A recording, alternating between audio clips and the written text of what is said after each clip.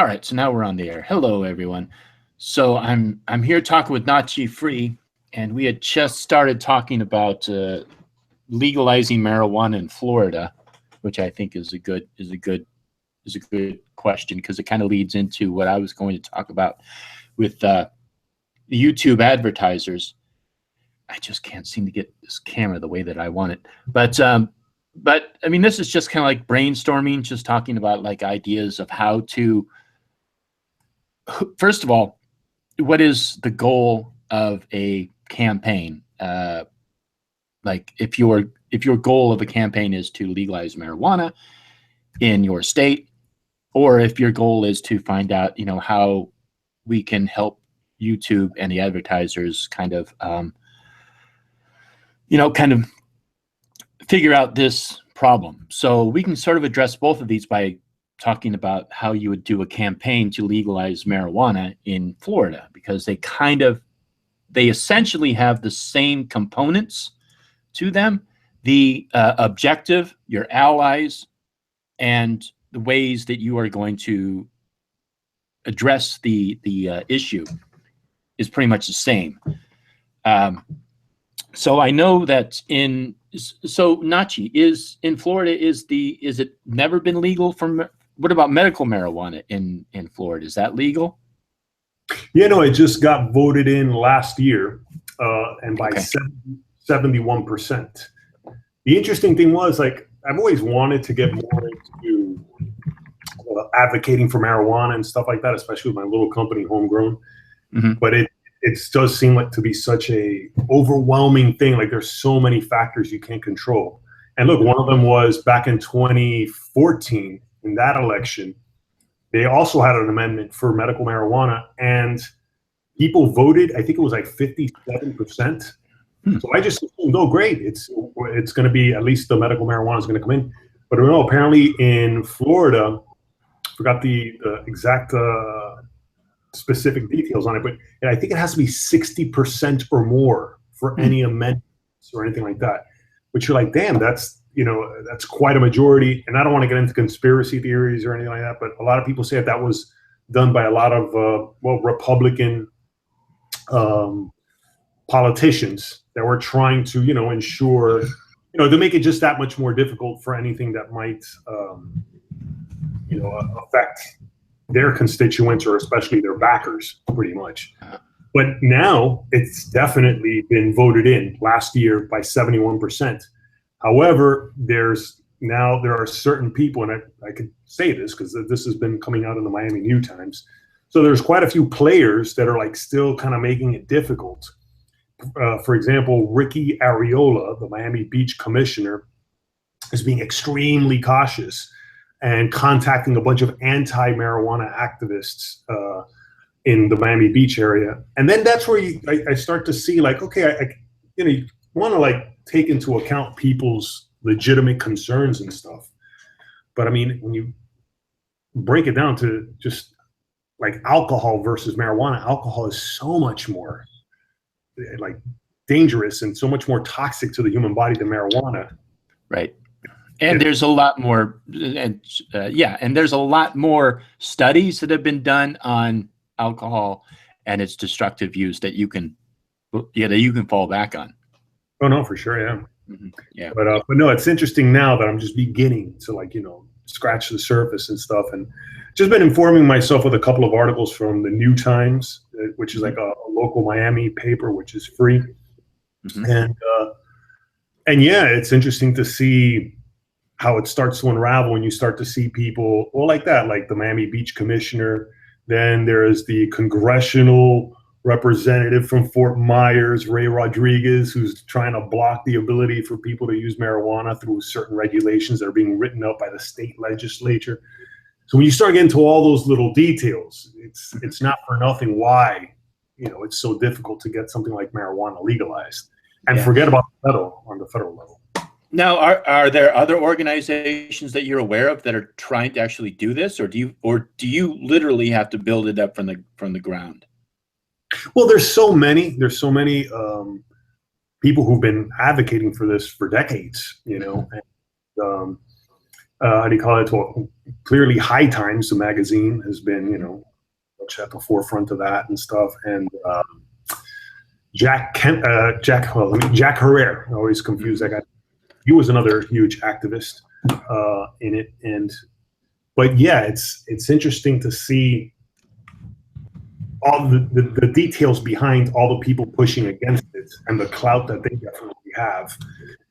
And then it's sad when you see people who you would think that they should all come together, all the activists and stuff like that. But then different activists seem to have different agendas of how they want to get there and stuff. And right, you get that, and it's it's going to be interesting because I definitely want to start making videos on this, but I want to make videos that would appeal to people who don't live in Florida, and maybe that would help people who are trying to see if they can get marijuana legalized in their state. And ultimately, I mean, it really doesn't matter if it's legalized on a recreational level on every state until it's that way by the federal law, and then that's where I'm confused because I've literally seen video footage of Donald Trump when he was campaigning, and it seems to be for medicinal marijuana, or at the very least, he's not against it. However, this guy, Jeff Sessions, he obviously has a problem with marijuana, and, I think that quote that he oh yeah, no, I thought the KKK were okay until I found out they were smoking weed. I'm like, that's your problem. Yeah, right. Yeah, that everything else that the KKK represents is okay with me, but smoking pot, no. That's where I draw the line. And then here's the other weird thing. When I saw the way people were going against Jeff Sessions with what little bit I knew of that guy, I almost was sort of siding with him, like not knowing what the fuck he was and all that stuff, and much less that quote before I knew that quote, if it's even true. I think the other thing, when you see that kind of backlash against somebody, and especially when it's so leftist, and people, just the way they approached it almost made me think, what's so bad about this guy now? You know what I mean? But whatever. So I mean, I think one of the things you'd want to do is whoever has gone through the trouble of getting the legislation to get the medical marijuana part done, I would contact them because they've already done a strategy for this, like how they got it legalized, and work with them, especially the places that dispense it. Are they owned by individual companies? I mean, or is it state run? I'm not familiar with how Florida is doing it. Well, that's what I'm starting to discover now. Like for right now, if I'm not mistaken, there aren't any official dispensaries. Okay. Though they're starting to see ads. So they're all probably privately owned. Yeah, but I'm starting to see ads like these. I don't know if you can see that there. Yeah. For board certified physicians, for that. So, but then that's the problem. Oh, hello. Hey, Mad. How's it going? Hey, Mad. So this is Nachi Free Mad. Hey, what up, Mad? How's it going? I've seen you on Hellbound's channel once before. Yeah. Digging the mask, man. Thanks. Trying to keep it lively. Yeah. So, I mean, I would work with them because they make a lot of money. Those dispensaries, they make a lot of money. I can imagine. They, I mean, out here in California, they have to hire security guards. They have security guards outside, but they have people who go in, wide selection of whatever it is they want to buy. There's a little room they can smoke it in. It's very, it's at first it was kind of uncomfortable. Neighbors didn't really like it, but then the club started to understand that they can work with the neighbors, not have people hang out outside, not smoke outside of it, stuff like that. So they worked with the community. That helped. That helped a lot to get the public to change their opinion. Because you're gonna have a percentage of people who are just like, fuck no, I'm not doing it. I don't like marijuana. It's never going to become legal. Sure. Then you got the people who are like, hey, fuck yeah, everybody should be smoking it, man. I fucking love it, man. It's so cool. And then you have a big chunk who are in the middle who are like, they don't really care. Those are the people who you want to focus on. You want those people to understand the medical benefits of marijuana, how it reduces crime, how it reduces vagrancy, how it reduces drug dealing, how it frees up the police department to concentrate on more important stuff than some kids smoking a joint in an alleyway. It's taxable. It brings a lot of money to the community to address other concerns that are going on. It produces money also because you have to hire people to work in those. It helps because then those people who are smoking pot, it takes the stigma away from it because, you know, it's an illegal substance. And when it becomes legalized, it's like, oh, okay, so they can be more responsible with it. They can go and, you know, go home, smoke a joint with their buddies or whatever. And all of those things are benefits to it that you can push. I mean, I think comparing it to alcohol is kind of defeats the purpose. Well, also you're going to have people who love drinking who are going to be like, oh man, you know, so it's going to create a negative atmosphere around it. And so I kind of like, I would suggest staying away from trying to compare it to alcohol or whatever, even though there's a lot of statistics that show, yes, marijuana is definitely more beneficial than or not beneficial, I should say. There's more records of alcohol having adverse effects on people's health. But one of the reasons why it is because there's been so much research done on it, like by MADD, M-A-D-D, and other organizations. You know, so yeah, so definitely, I mean, that's what you want to do is you want to find out who the allies are, who you can work with, and the dispensaries are going to have the money. Oops, I just hit my chair. You're also going to have the, you know, I have the little thing so the back of my chair goes. I just hit it anyhow. But yeah, so yeah, I mean, I think so. If you got marijuana legalized for medical use in Florida, I could easily see in 1 or 2 years they're probably going to legalize it. I think it's going to become legalized nationwide. You know, you might have like one state like Idaho who might be like, no, we're not legalizing it here. Like, but I think pretty much it's not going to happen in Wisconsin. Huh? What'd you say, Matt? It's not going to happen here in Wisconsin. And as for you saying that it brings in revenue and everything, Colorado just did this study last year. And they said that since they legalized weed, it went up by 10%. So, I mean, that's...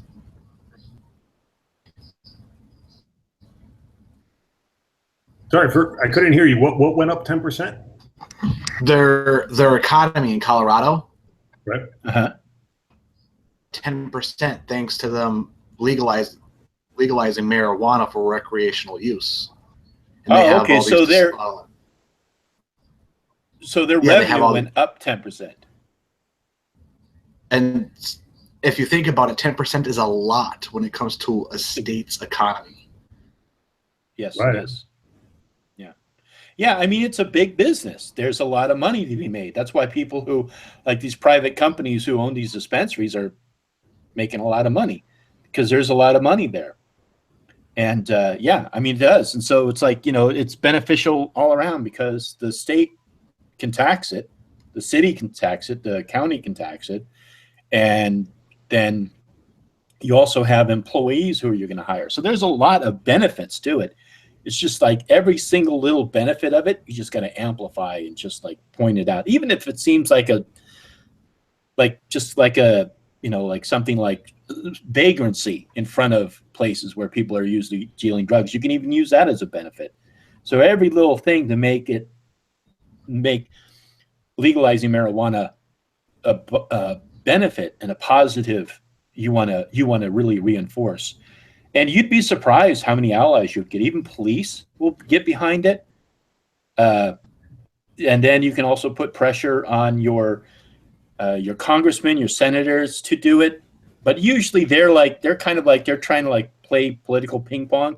They're trying to figure out what's going to be most beneficial for them, and they won't really do anything. But if you get other people who are behind it, like business associates, police unions, whatever, then you can put them you can say, hey, look, all these people are backing it, all these voters, and then you can get them interested in it that way. Oh no, for sure. I mean, I'm just beginning, and I hope I don't fall out of it either, because I remember trying to do this a couple of years ago, and you just get caught up with life itself, just fucking with your job and all that and stuff like that. But this time around, I want to see if I could be a little more consistent with the efforts and slowly but surely getting into it. It is interesting to see one of the people who is definitely for it is Billy Corbin, the guy who directed Cocaine Cowboys. I don't know if you guys ever saw that movie. Billy Corbin? Oh, yeah. No, the name sounds kind of familiar, though. It sounds like, well, Billy Corrigan, I guess, is the right. guy That's what I thought you were talking about. Yeah. Smashing Pumpkins. No, this guy. Did you ever see the documentary Cocaine Cowboys?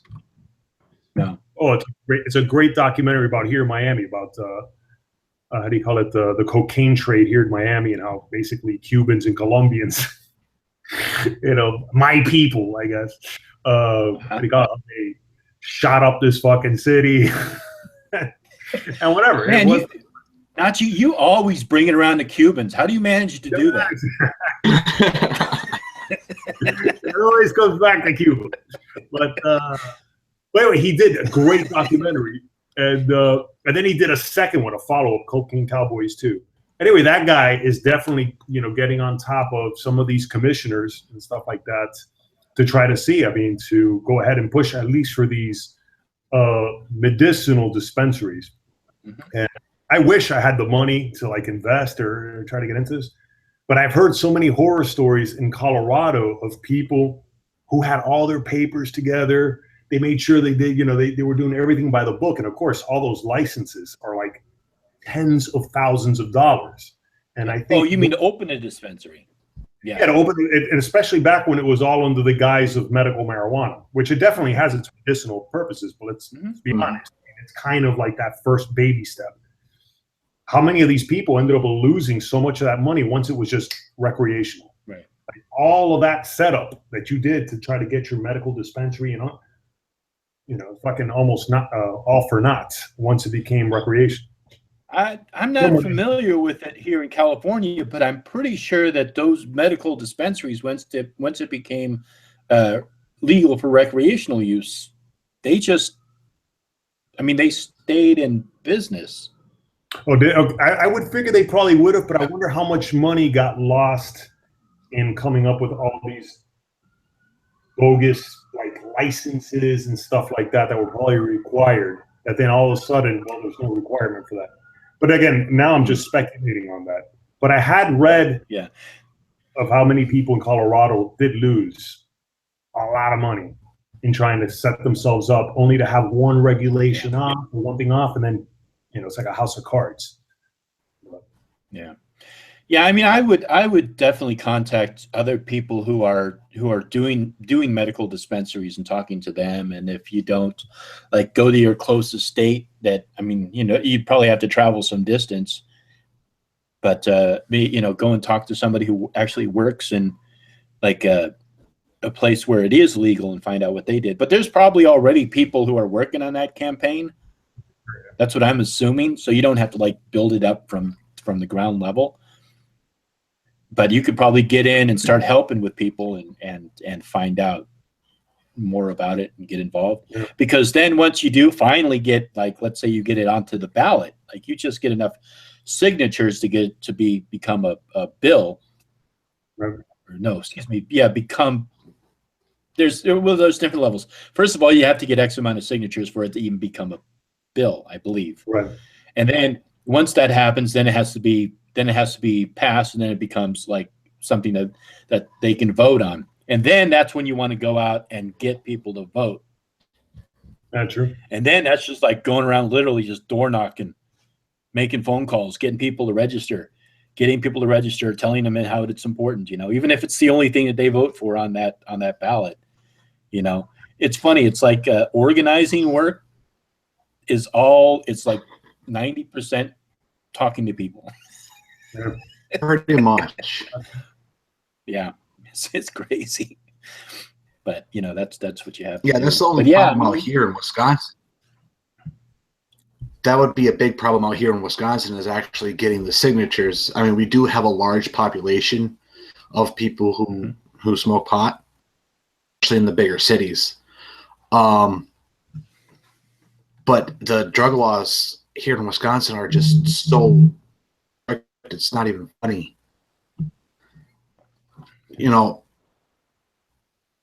I used to smoke pot when I was younger. I don't smoke pot no more. I prefer to drink. Only because I don't want to get caught with pot and then go to jail. I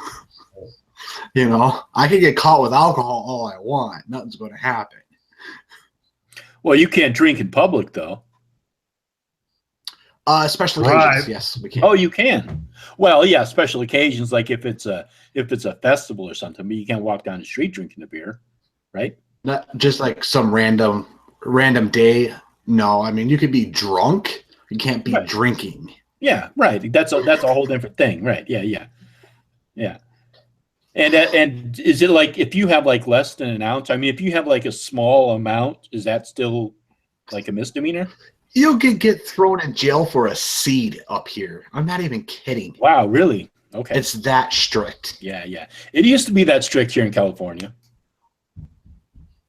Yet, I mean, I remember being detained, I guess, for marijuana possession like 20 years ago when I was much younger, and it wasn't that bad. It was just a PTA arrest. It was a promise to appear in court and stuff. So wow, is it over in Wisconsin now? What, you're caught with a joint? You're going to be doing a year or something like that, or? We have repeat. We have this weird thing where if you do a repeatable offense over and over again, your time just same time after a while, and it's mostly probation. Right. Really. No. I think the longest is 2 years prison. Now you're on 5 years probation. So the first time you get caught with, like, let's say a joint, you can do 1 year? You can do up to a year, depending on what they charge you with. Okay. With deliver or attempt to sell, that's a long time. Yeah, that's a whole different offense. But if they just charge you with possession, then you're maybe 6 months, your first offense, maybe probation. It's horrible the drug laws. I absolutely hate them. Yeah, I mean, it's just, and the thing about freeing up police resources too, that's one of the good things about legalizing drugs, because it just frees up the police to concentrate on more important crimes like murders and assaults and rapes, and the police don't have to deal with just these little stupid crimes and go out and actually like do what they probably really want to do, and that is to bust people who are doing more serious crimes. So that's one of the benefits of it. Well, another benefit would be the drug on war period. Yeah. Sorry, the war on drugs. Because of this war on drugs, the cartel is getting richer and richer. Yeah, but they're probably if not we making start much. legalizing it,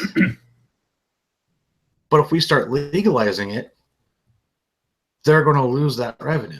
Mm-hmm. And then, of course, they're going to go to something else like, methamphetamines or heroin or something. There was an argument a while back that I seen that says that we should regulate, criminalize higher level of drugs like methamphetamines, heroin, cocaine, crack, and allow people to get help throwing them in a cage and leave them alone. Yeah. I mean, I agree. That's my position too. I think we should just legalize all drugs, and then use the taxes and the money that we get from the sale of those drugs to recovery houses. Yeah, no, they should definitely be decriminalized at the very least. Like, people should not be going to prison for drug use. Yeah, for sure. You know, but then of course it's really tricky when you start thinking about crystal meth.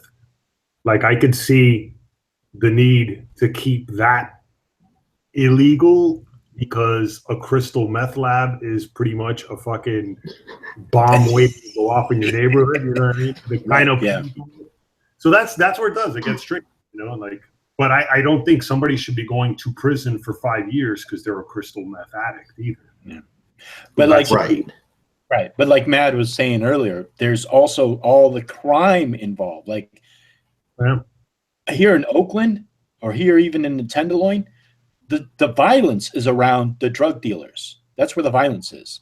So if you eliminate that element, you eliminate a lot of violence out in the street.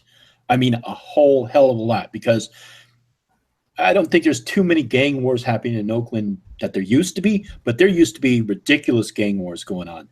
And, you know, like one guy would buy a gun, the other guy would buy like a rifle, then the other guy would buy a submachine gun, and then the other guy would buy an assault rifle. I mean, so it's just like, it just escalated and escalated, and there was just so much violence around drugs.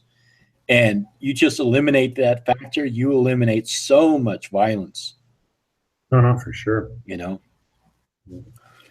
because you know you just don't have these drug wars. I mean, you'll still have like prostitution and, you know, other stuff like that, but you definitely get that part of it eliminated. Which again, yeah, some of the bigger cartels may not want that, but you know, tough shit. No, that's the other thing. I also think that we need to legalize prostitution all over the country. I mean, this whole, you know, legislating morality and stuff, it just backfires so fucking much. But yeah, then it is pretty twisted. I mean, I've actually spoken to drug dealers who don't want it legalized, you know, and I'm like, wow, you selfish dick. You know, like, yeah, it's going to fuck up my business. And well, I guess you can't expect everyone to be, you know, a little bit more than just short-sighted and considerate towards other human beings, I guess. Yeah, but that's a small pocket. It's a small pocket of people who probably don't even vote. They're probably not even registered to vote. So, you know, they're not going to bother voting, and they're probably not even going to bother to register to vote. So that small percentage of people, they don't even matter, you know? No, granted, I mean, in terms of their voice being heard, at least in the legitimate route. Yeah. Well, anyway. But yeah, I mean, prostitution should be legalized too. I mean, it should be regulated, and, you know, yeah, I agree with you. But, you know, like they did in Switzerland do that? Well, I think Amsterdam it is, and yeah, I think maybe there's another country, but I know also Las Vegas. I mean, prostitution is pretty much legal there. No, I thought all of Nevada. Nevada, right? Yeah. And yeah, it's just, yeah, you have people who are just, I don't know how to explain it. Yeah, people who are just extremely overly cautious, and I guess, you know, you have rightful concerns and stuff, but that alarmism and that hysteria, I think, ends up creating bigger problems. I mean, try to make everything illegal. But. Yeah, I mean, you know, it's like prohibition. When they made alcohol illegal, it just got out of hand, and then, you know, it just got the violence went up. People were still drinking, but now more people were drinking. It was a bigger problem. It just created way more problems. And I think that's the same thing that we've experienced with the drug war, but we've been so involved in it, we've been so close to it, that it's become normal for us. Right. So all of the problems that come with the illegal substances being tried to be controlled it's just become normalized. You know, it's like terrorism today. Terrorism today is so normalized for us. Like years and years ago, it's like there was an attack, everybody was shocked. Now we're like, we turn on the news, oh, there was an attack in Paris again. It's like we become normalized. We become desensitized to it, you know? And it's the same thing with the drug wars. I mean, why are we trying to control a substance where we have literally tried to control it for the past 60 years without any success whatsoever. I mean, absolutely zero success for 60 years, you know? Have you seen the Ken Burns documentary special on prohibition? No, I haven't. No. That's great. I think they still have it on Netflix, or I'm sure it's on YouTube. But really, and then you can see, like, when you see it that way, you see the early, before it became illegal, especially back then, the early 1900s, the amount of domestic violence. Like, one of the things that I remember them really showing was the domestic violence going on. And wow. And he's a really great filmmaker in the sense that even if you're for, the legalization of marijuana, all these drugs, he does remind you that there was a point in history where it made sense for, alcohol to be illegal, especially with those resources back then, the limited information people had and stuff like that. But then you see that the problems just, exacerbated afterwards. Like that, all those isolated incidences of domestic violence and all that shit was small in comparison to all the bodies being fucking scattered all over the place. With fucking Al Capone and gangsters fucking controlled that. So yeah, and also, then the quality of the alcohol and everything, and I mean, it's just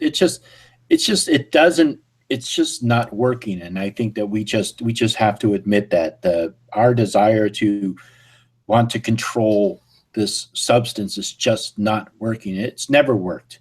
It's just been a waste of time, waste of resources. It's the stigma around drugs have just been, I think it's perpetuated it more and more. I think if we legalized all the drugs, all drugs, I think the stigma would be taken away and less people would be really interested in doing drugs all that much. They might do it like, when they're kids or, high school or whatever. But then after that, I think they'll start to clean up. And, I mean, especially like crack cocaine. Crack cocaine has such a high addiction rate. There would definitely probably be problems around that. Same with methamphetamines and heroin and opium. But, we can set up hospitals to deal with people who deal with that. And also crack cocaine, if they start making it, they can figure out ways to lessen some of that addictive quality, I'm sure. Yeah, Huh? Well, I said, I wonder how to play out. I still didn't catch that. Are you talking? What? How about Nico?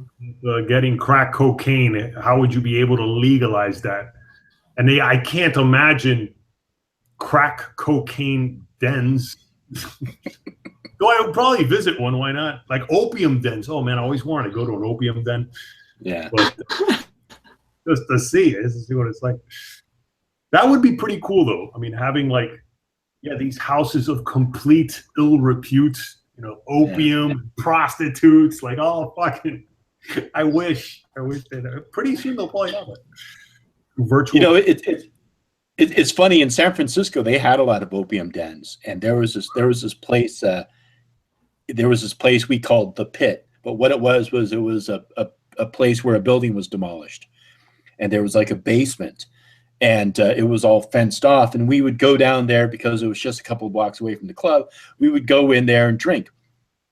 And along the wall on the side there was like these old brick arches, and then this pathway. And so you could go in there, and it was like an old part of San Francisco. It was probably like maybe before the earthquake.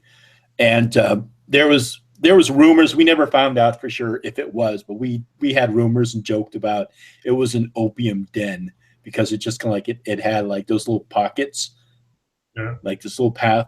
Like it could be that because it was right on the edge of Chinatown, right before North Beach, which was there was a lot of opium dens back then.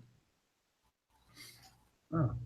No, and that's what I've always heard, that the opium dens, at least in my mind, the folklore comes from, yeah, I guess China. Like I imagining China or something out in Asia.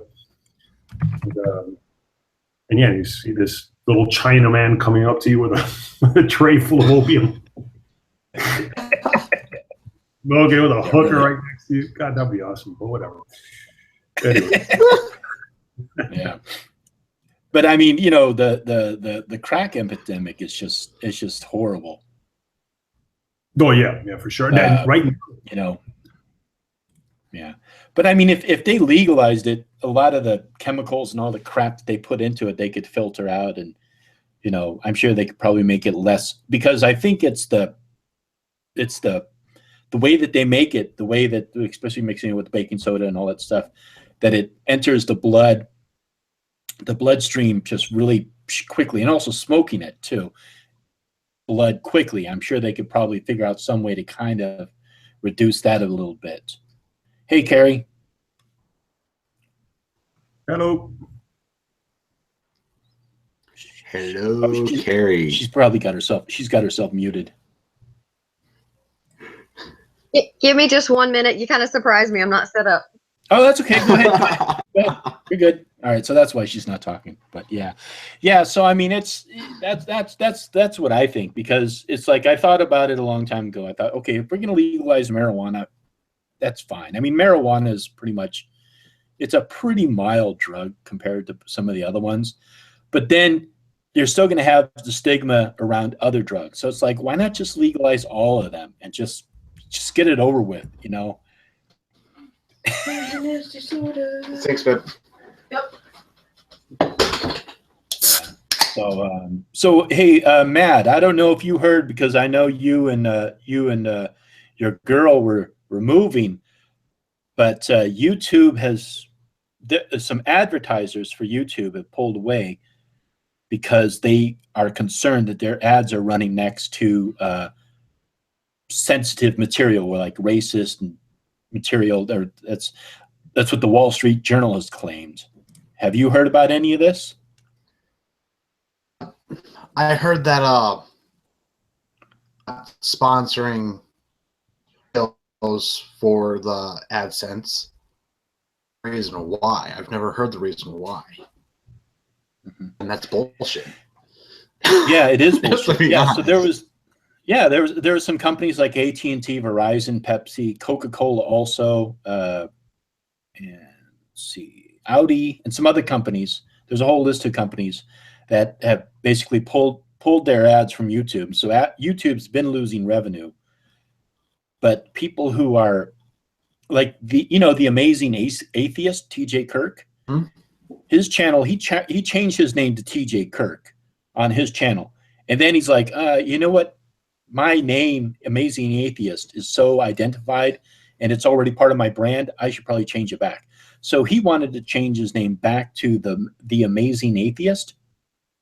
And when he tried to do that, YouTube wouldn't allow him to do it, because they said that it was that there was I forgot exactly how they put it, but the name did not meet certain guidelines or certain requirements for the name. Wow. I didn't know that. And yeah, so he was thinking it's not and it's not amazing, it must be atheist. So they are not, and I'm just wondering if other people have experienced this too, but they wouldn't let him change his name to the Amazing Atheist, and he's thinking it's because of the word atheist.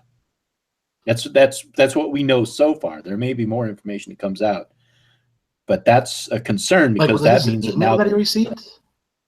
Huh? Was it an email that he received from YouTube, or? No. Like, okay, so like, let's say you want to change the name of your channel. So you go into Google Plus, you click on, you want to change your name, you type in the new name, and then you hit OK. And when he did that, a little sentence came up below his name saying, you cannot change your name to this because it doesn't fit certain requirements. So meaning, like, if you put in like Baby Killer 101, it won't let you change it to that because it's deemed offensive. So that's what he's assuming has happened. He's assuming that something in his name was not meeting certain requirements for a name. And how'd you find out that he do a video recently about that, or he just did a video like he just did a video I think on this like 2 or 3 days ago. Huh. And because I mean I've been seeing, I mean he's one of my favorite YouTubers, and what do you call it? I have him bookmarked, and I still go there. And I remember seeing a video where he was trying to, I guess, rebrand himself as TJ Kirk Does Life, whatever. But I thought that he never took down The Amazing Atheist. So, like, he had to well, I guess I'll just watch the video and inform myself. But you can go to his channel and you can see his banner is still The Amazing Atheist, but his name is TJ Kirk. Huh. And if you watch here, all right, we'll do a screen share and then we can see it. Yeah. And it so sucks that YouTube is going through this, man. It's yeah, it does suck. Let me you probably don't have to turn your camera off, Matt. So on the I'm not going to be sharing. I mean, okay, I'm not going to be sharing the sound or anything. Where the hell is there? It is. So let's go to put in The Amazing Atheist and see what comes up. There it is. Okay, so here's his channel. All right, TJ Kirk. It's TJ Kirk. So here's the video. So here it is. Yeah, YouTube censors atheist. So that's the video that he did. Get mad. Yes, we should. Yeah. So, well, that's kind of what I wanted to. I mean, I know a lot of people are talking about this, so that's good. But one of the things that, and I know all people have had different ideas about how to address this, and some people are YouTube, and I don't think that that's what we want to do. I think we should put pressure on the advertisers, and first of all, just kind of like be prepared to like have Patreons. People do have ads run on there. People who you like, when you see an ad run on their channel, you know how it has that little skip ad button? Don't skip it. Let that commercial play all the way out, because that means that particular person is going to be making more revenue on their video. So that's one way to help out content creators. But the other one is we should put pressure on advertisers to get them to stop listening to this other voice over here that's telling them that their material's running next to sensitive ads. Yeah, I mean, okay, I'm here now. Okay. Hey, Carrie. Hey. Hey, guys. I'm Carrie. Who's who? Who's who? Oh, okay. Yeah. I guess we can go. She knows who I am. So, Mad, you want to introduce yourself, and then Nachi? I'm Mad. I also have my own YouTube channel. Sweet. Nice to meet you. I'm 1/3 of Heathen Haven. Oh, okay. Yes, I watched the other night, but it was just Heathen. Yeah, I was moving. Yeah, it was We just got our internet back. Oh, that's very good. That shit sucks. I know all about that. Okay, who's the weirdo in the mask? What the hell, man? How's it going, Nachi Free? I know you from one of the other hangouts with Hellbound Heathen about YouTube, and this whole monetization. So I remember you guys were talking a lot about that, like what could be done, and then Minds.com and how Minds.com sucks. Nobody seems to like it. Yeah. But yeah, I mean, have you guys also heard of the YouTube Alliance that was starting to kind of come together with this guy Sticks and Hammer 666 or something like that? Yeah, I like him. Yeah, that's actually a good idea. That's one of the things. not yet. I don't know what you guys are talking about. Yeah. That's actually a good idea. I was thinking something like that, like YouTube Guild or YouTube Alliance. And that's actually a really good idea, because that's the first thing we want to do is, first of all, be able to band together so that we can communicate with everyone. And we can also communicate and sponsor, not really sponsor, but we can promote each other. Yeah. and help each other out, because that's what's really going to keep our community Gotta go old together. school, man. You've got to go. Yeah, We've got to go exactly. old school. It's time to put all the Exactly. pissy So, attitudes aside. Nachi, definitely. So, Nachi, would you mind talking a little bit more about that? Because I'd be interested in that.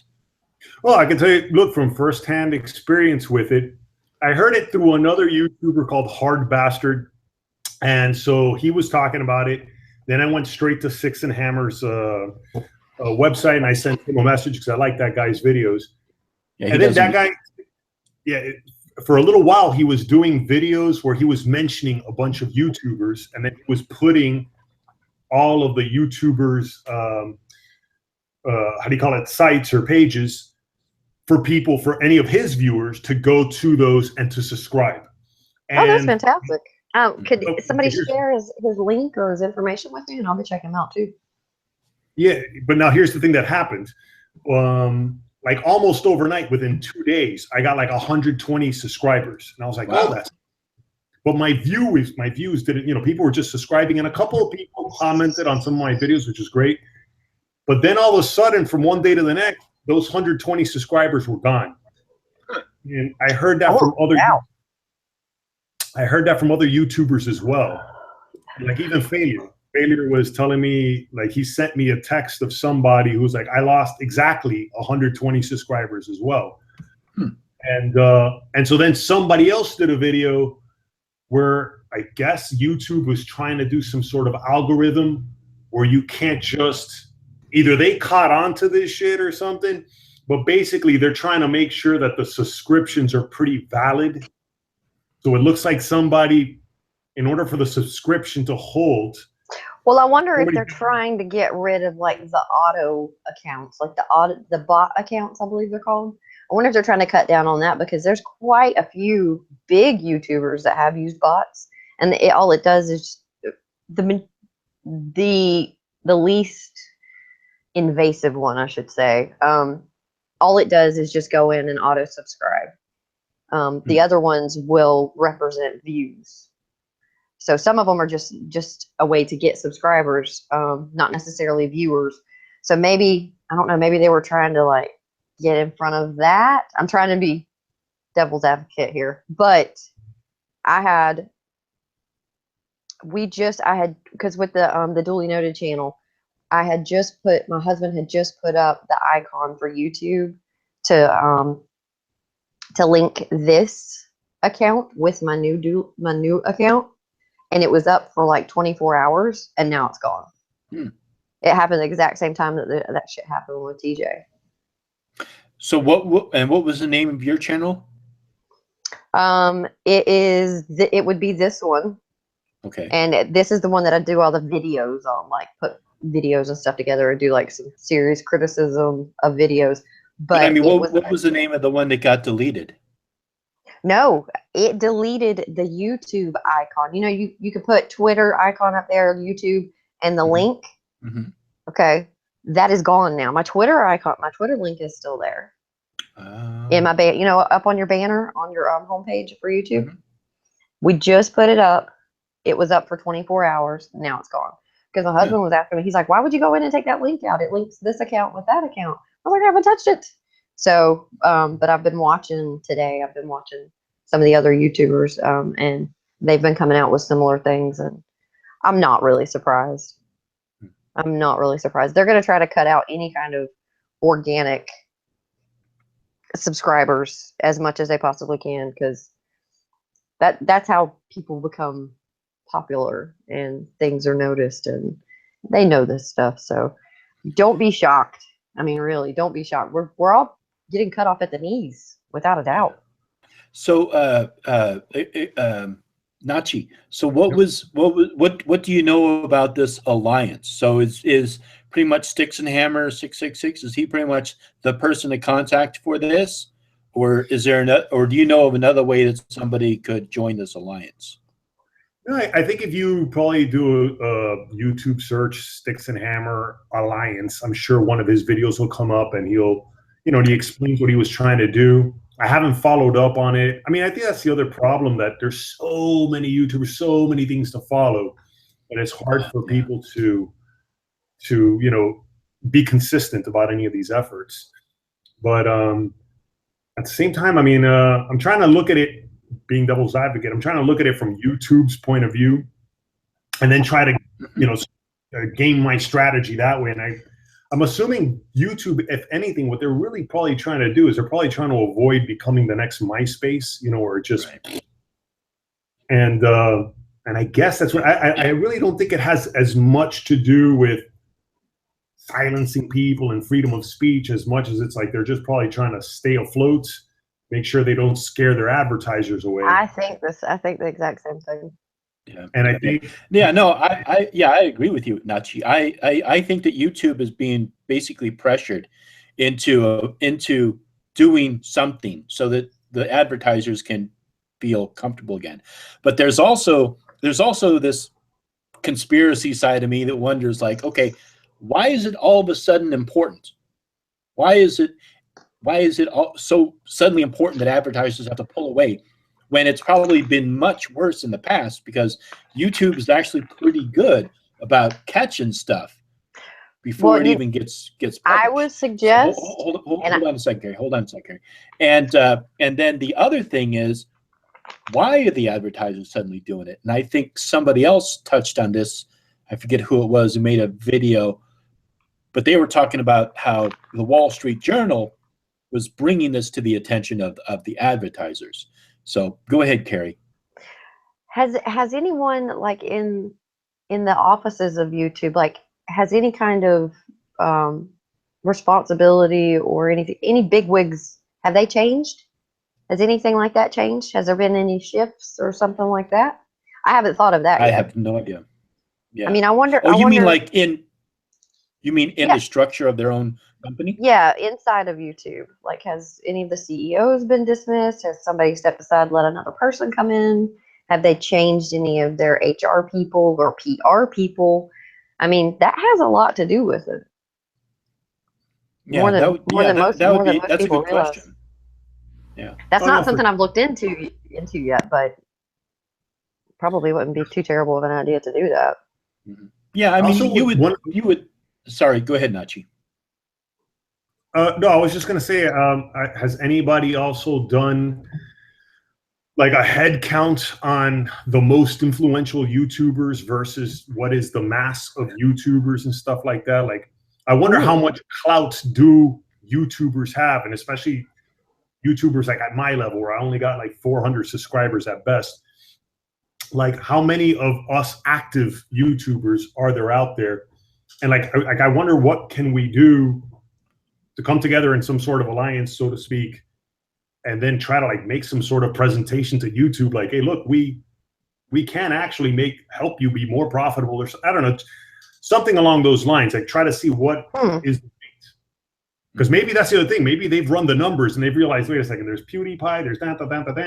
There's really only, let's say, 1,000 of these quote unquote controversial YouTubers. Fuck them. Maybe that's what they're thinking. I mean, I don't know. I don't know how they go about it. Yeah, but I mean, I don't know. To be quite honest, I don't know how huge the sea is of YouTubers. I mean, I have my corner of the galaxy that I'm aware of, and there's some big hitters in this corner of the galaxy, but I actually don't know. Like, I've never actually sat there and counted like 1, 2, how many YouTubers there are. But I'm thinking that every single, I mean, it all comes down to money. You want people to watch YouTube for the ads because that's how Google makes their money. They want to be able to have ads on their page. A really good person to check out and to watch how he handles YouTube and all of the bullshit that they're coming up with would be Philip DeFranco. He's been in it as long as anybody. And he is turning so anti-PC right now. It is fucking hilarious. I mean, and it's really refreshing to see too, because he's finally pulling. I mean, he's never been. Excuse me. I'm sorry. I'm getting over a cold. But he's never been like super PC. Every once in a while, he would kind of lean the SJW way. But he lives in California and he's super liberal, so it's understandable. But he's always been able to maintain his integrity. he's being hit really hard right now. A lot of his videos are being demonetized. But just like yesterday, he posted a video that he had seen the video of the lady that was hanging outside of the window. She's a Muslim woman. I think she's Somalian. She was hanging by one hand outside of a window, and her boss was videoing her, and the lady screaming for help, going, "Hold me, hold me, hold me." Her hand slips. She falls 7 stories. Wow. So she doesn't die. Well, she was the maid for that woman. Well, they called her a maid in the report, but she's actually a slave. Right. So the woman had pushed her out the window and was trying to kill her. She was videoing saying, "I'm not trying to kill her. She's trying to commit suicide. She's trying to commit suicide." So anyway, it horrified Philip DeFranco to the point where it made him look into the problem with domestic slaves in Eastern countries. So he started that conversation yesterday, and the comments on that video that are below they're amazing, because people are like, "Oh my God, I didn't know. And so, of course, I drop in and just say, "Ayan Hirsi Ali, educate your fucking selves now." Right. And I've gotten nothing but positive comments and stuff on that. And it's a good thing because, I mean, Philip DeFranco, he is pretty influential when it comes to YouTube. But pay attention to what he's doing, because he's basically telling YouTube, "I understand this is a business. I understand you want to do this and this and this and be my guest, but I am going to say fuck you until you pull your heads out of your asses and realize we made this platform for you. So it's time to show a little bit of gratitude." Right. And he's doing an excellent job. Yeah. And I agree with you. I think I agree. That's why I said I think YouTube is in a hard spot right now, because I think they do realize that this is a platform so people can actually go out and see videos like that. And it's also how YouTube makes their money, but they're also having advertisers pull out, and that they're basically the ones that are buttering their bread. So they need advertisers, but they don't necessarily need those advertisers, but they do need advertisers. Yeah.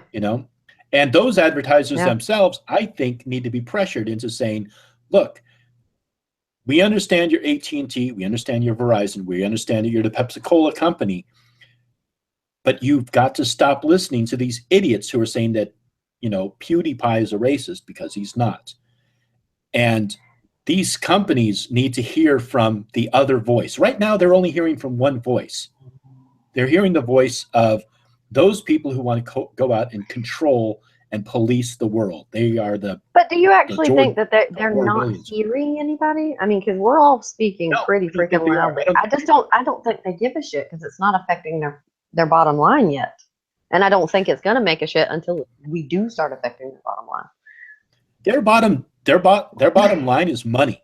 That's what they're worried about. And so when people send them an email saying, "We're going to boycott your company because ads are running next to such and such a video," that's when they start getting nervous, and their PR people say, "Hey guys, we got a problem here because we got a couple of emails from these people saying that there's these ads running on YouTube." Those are the emails that they're paying attention to. So we need to send them an email saying, "You know what? We support, we want your advertisement on YouTube." I mean, I don't know exactly how to phrase it. But I don't think they're hearing two voices. They're only hearing one voice. And it's the same voice that everybody's hearing. It's that voice out in the crowd with the sign that says whatever, screaming. They're the ones that we see. We don't see the other people who are saying, "Look, you can do whatever the fuck you want. You can block, you can delete. We're going to sit here and we're going to point out all of these problems going on. Mm-hmm. If you don't like it, there's the door, But we're going to talk about whatever we want to talk about." I mean, it's just in line with what we were talking about before. It's like it's been a marketplace of ideas, and it needs to continue to be a marketplace of ideas. And if your idea can't be criticized, then there's something wrong with your idea. It's as simple as that. Yeah. One thing I suggest for these advertisers is, if they're so scared, they should actually watch actually watch some of the content of the YouTuber in question. Yeah, right. But they're running And they upon make the public decision. opinion.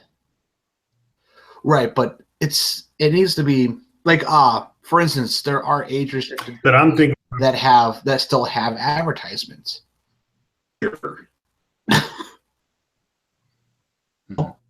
So I'm sorry, honey. I didn't understand what you said because you kind of cut out for a second.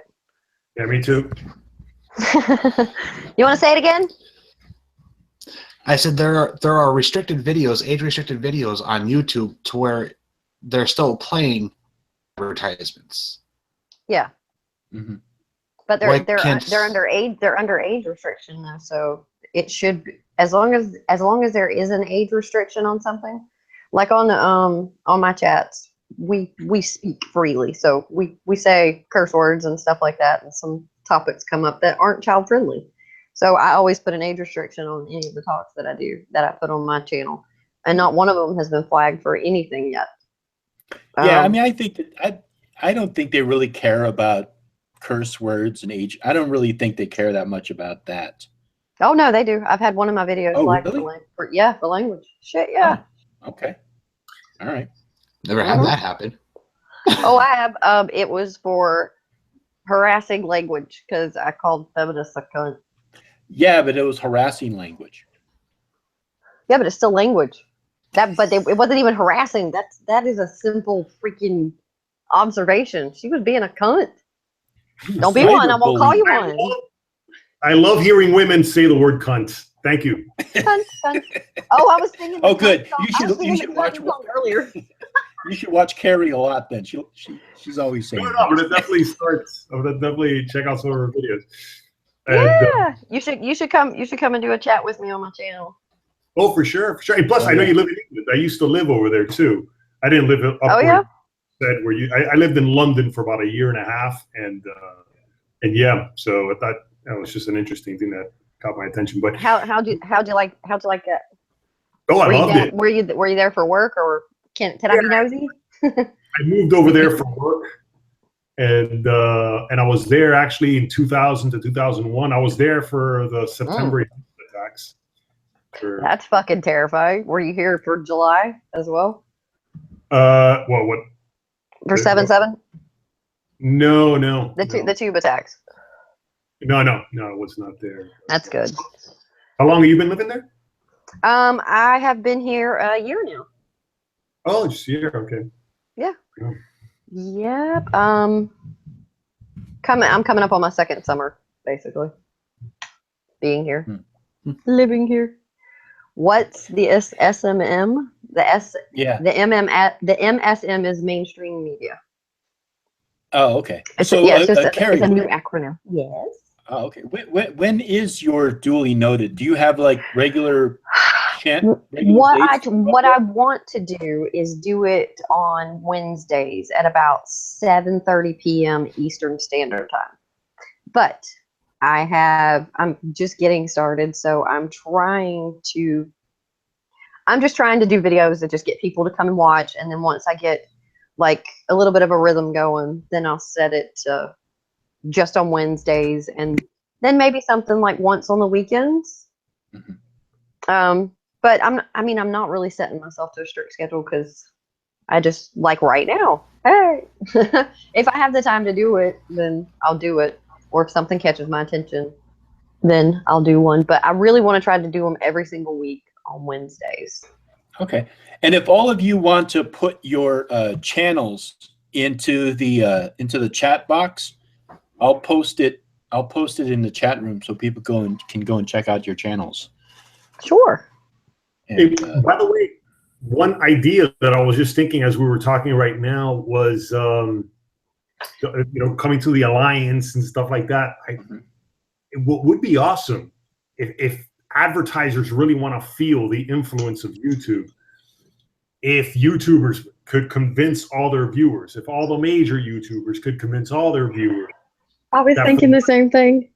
But it can't just be one day. It would have to be like 1 week. And then you would have to pick products like Coke and Pepsi that are truly. Yeah, that is exactly what I was thinking. My God, you got right in my brain. I was going to say, what we need to do is we just need to pick one product, one company, whatever it is, and then just to commit to it and be like, look, I am a fantastic person. People do like me. And look, they're looking at your shit too. And this is what you want, right?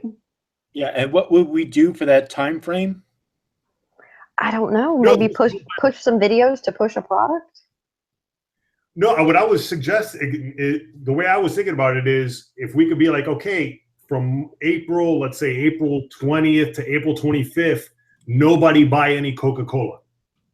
Just stop buying Coca-Cola, because Coca-Cola is something you can fucking do without. Oh, yeah. Okay. No, I'm so very sorry. You can speak for yourself, my dear, because I'm drinking it right now. Oh.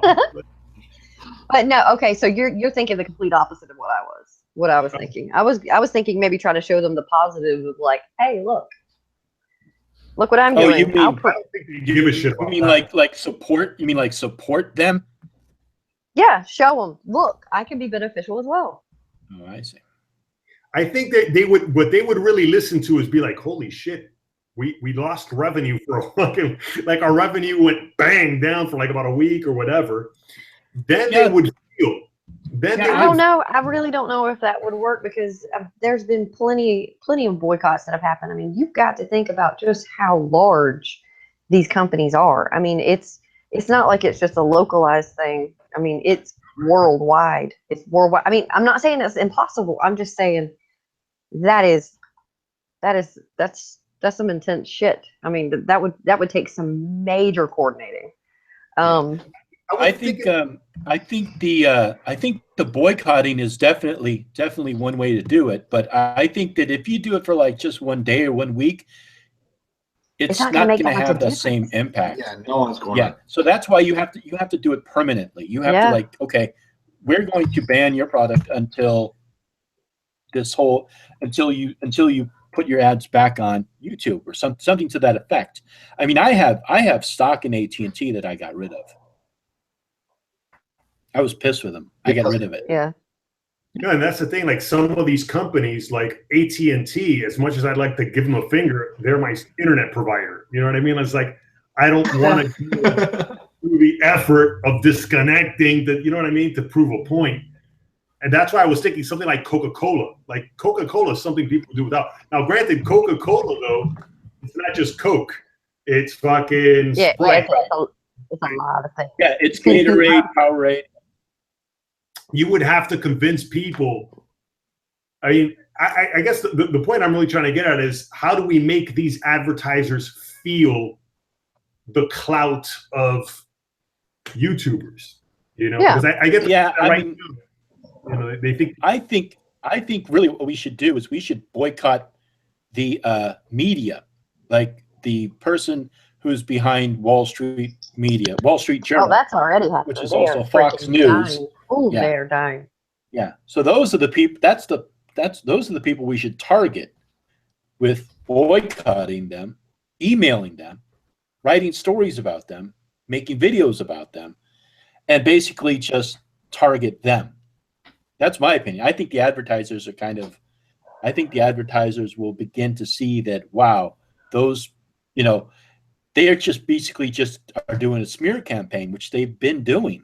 They did a smear campaign against PewDiePie. They did a smear campaign against the slingshot guy. If any of you are familiar with that. And they're the bulletproof vest thing with the knife, right? Yeah, it was. Yeah, he just did basically a vest that you could buy off of eBay that was supposed to be knife proof, and he just basically tested it and said, no, it's not knife proof.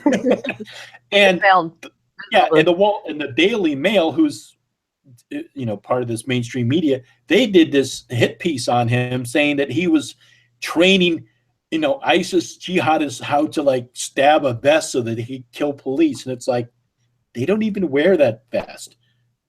That's a vest you can buy on eBay. He's straight up lying. Straight up lying.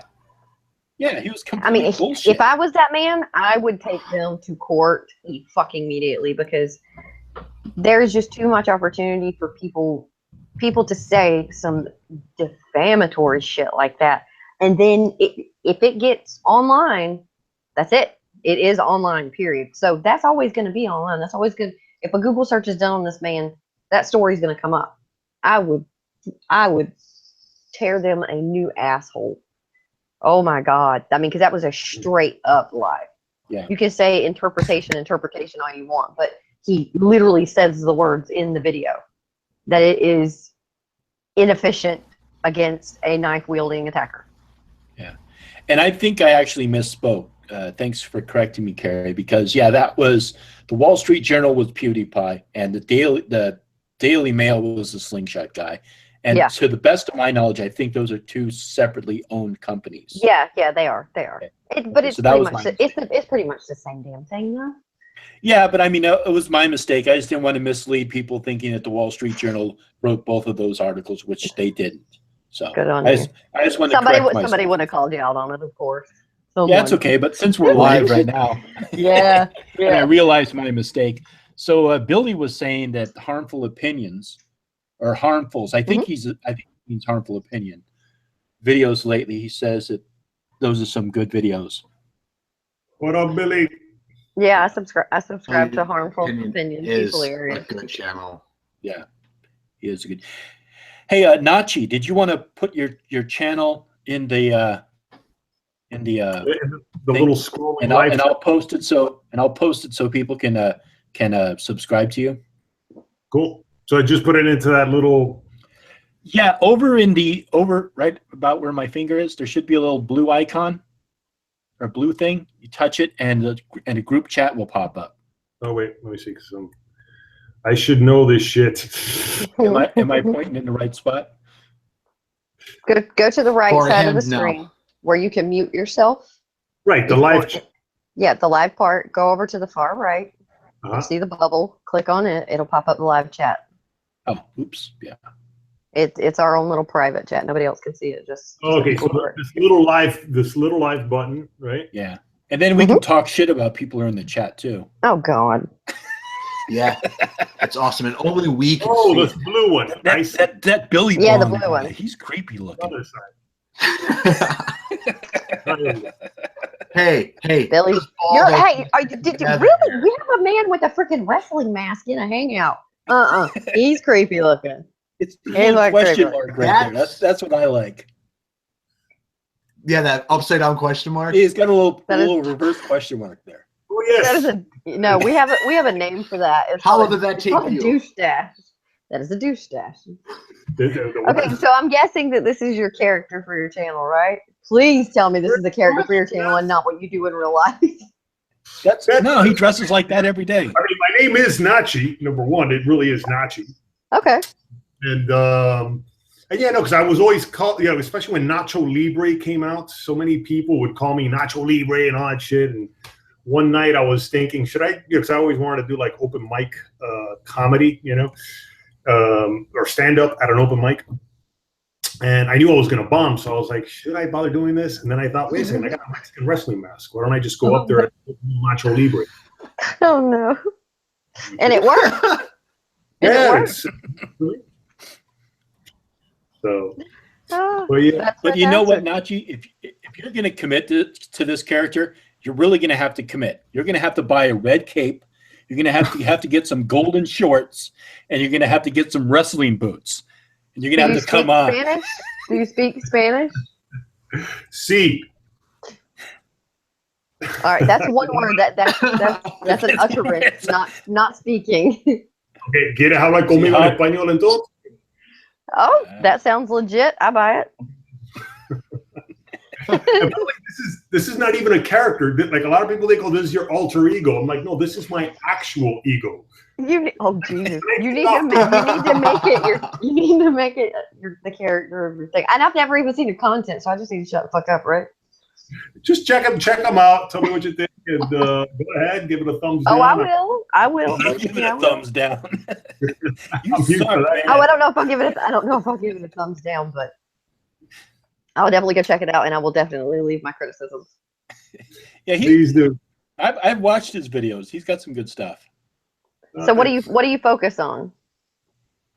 Tell me what I'm gonna get before Cuba. Yes. Cuba?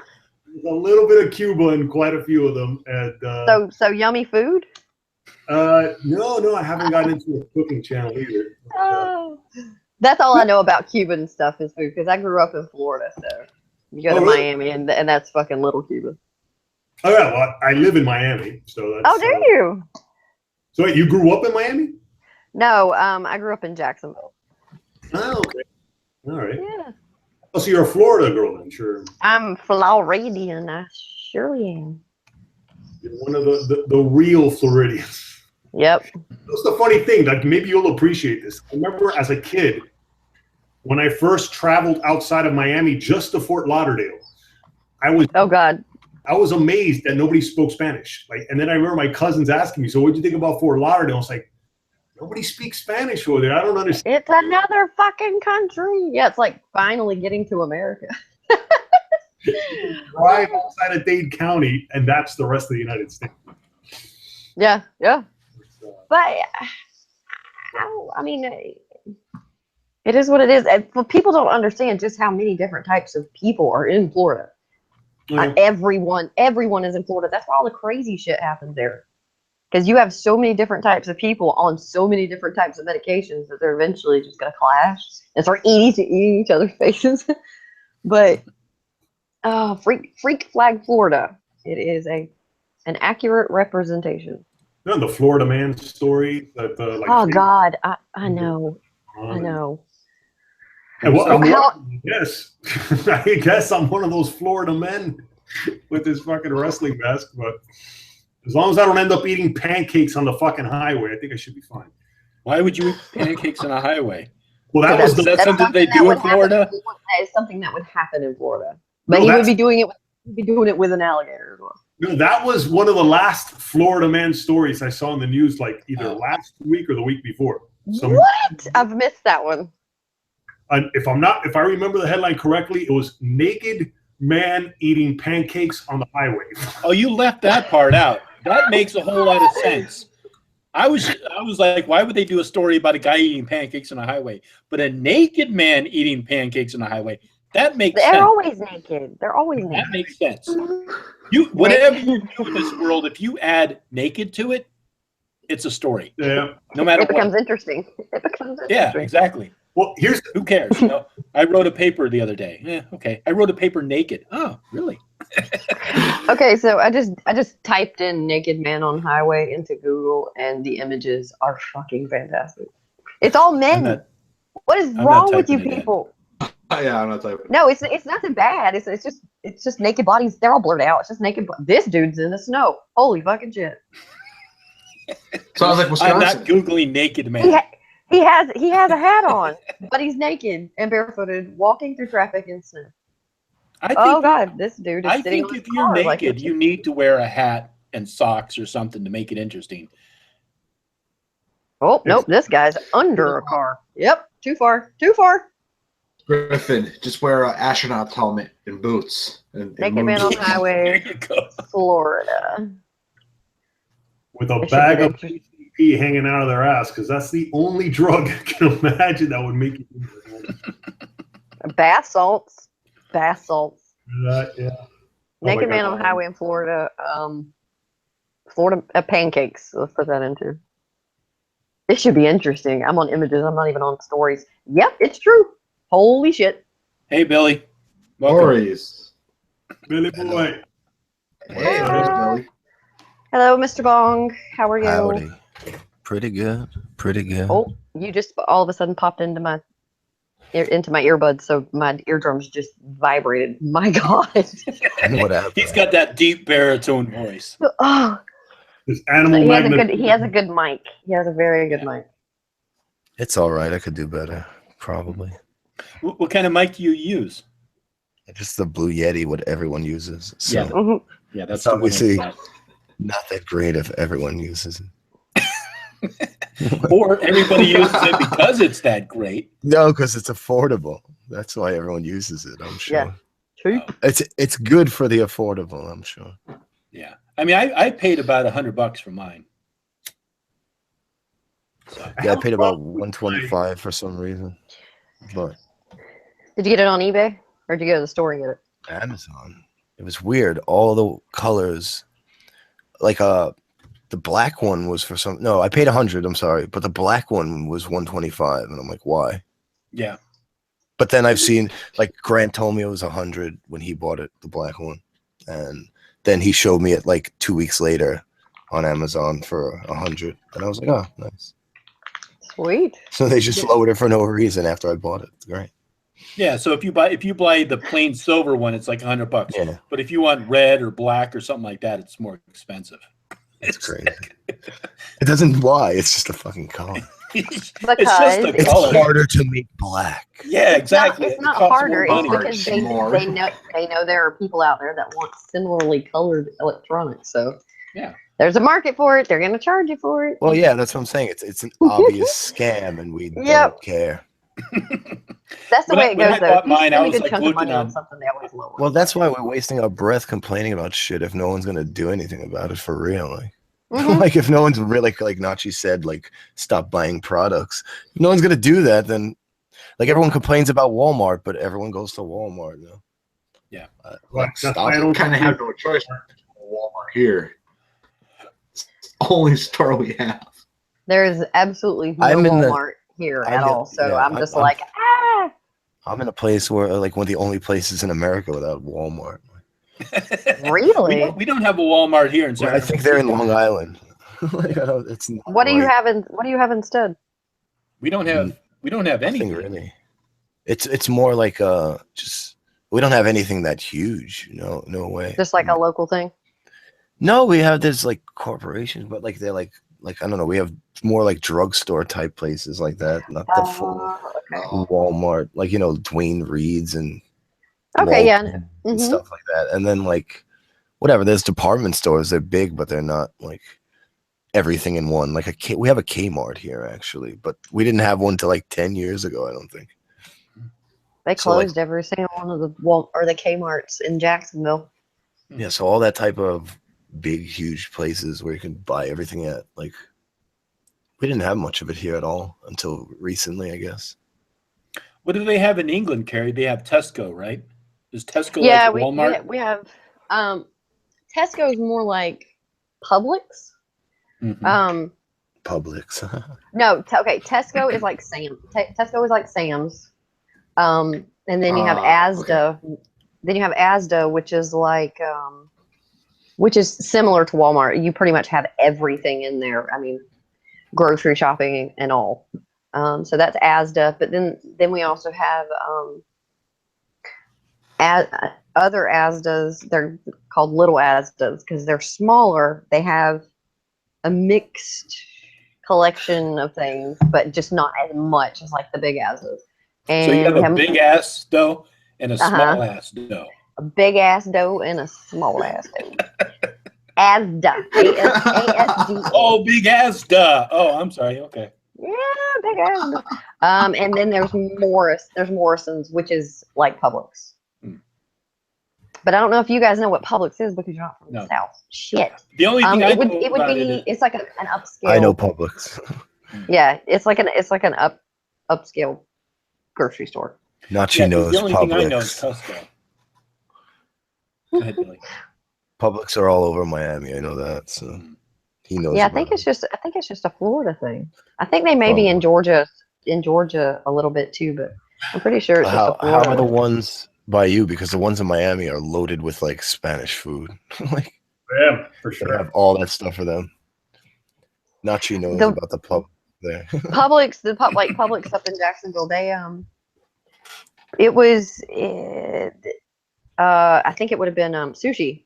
You could get sushi anytime you wanted to. I mean, they have like massive amounts and massive selection assortment of fresh sushi.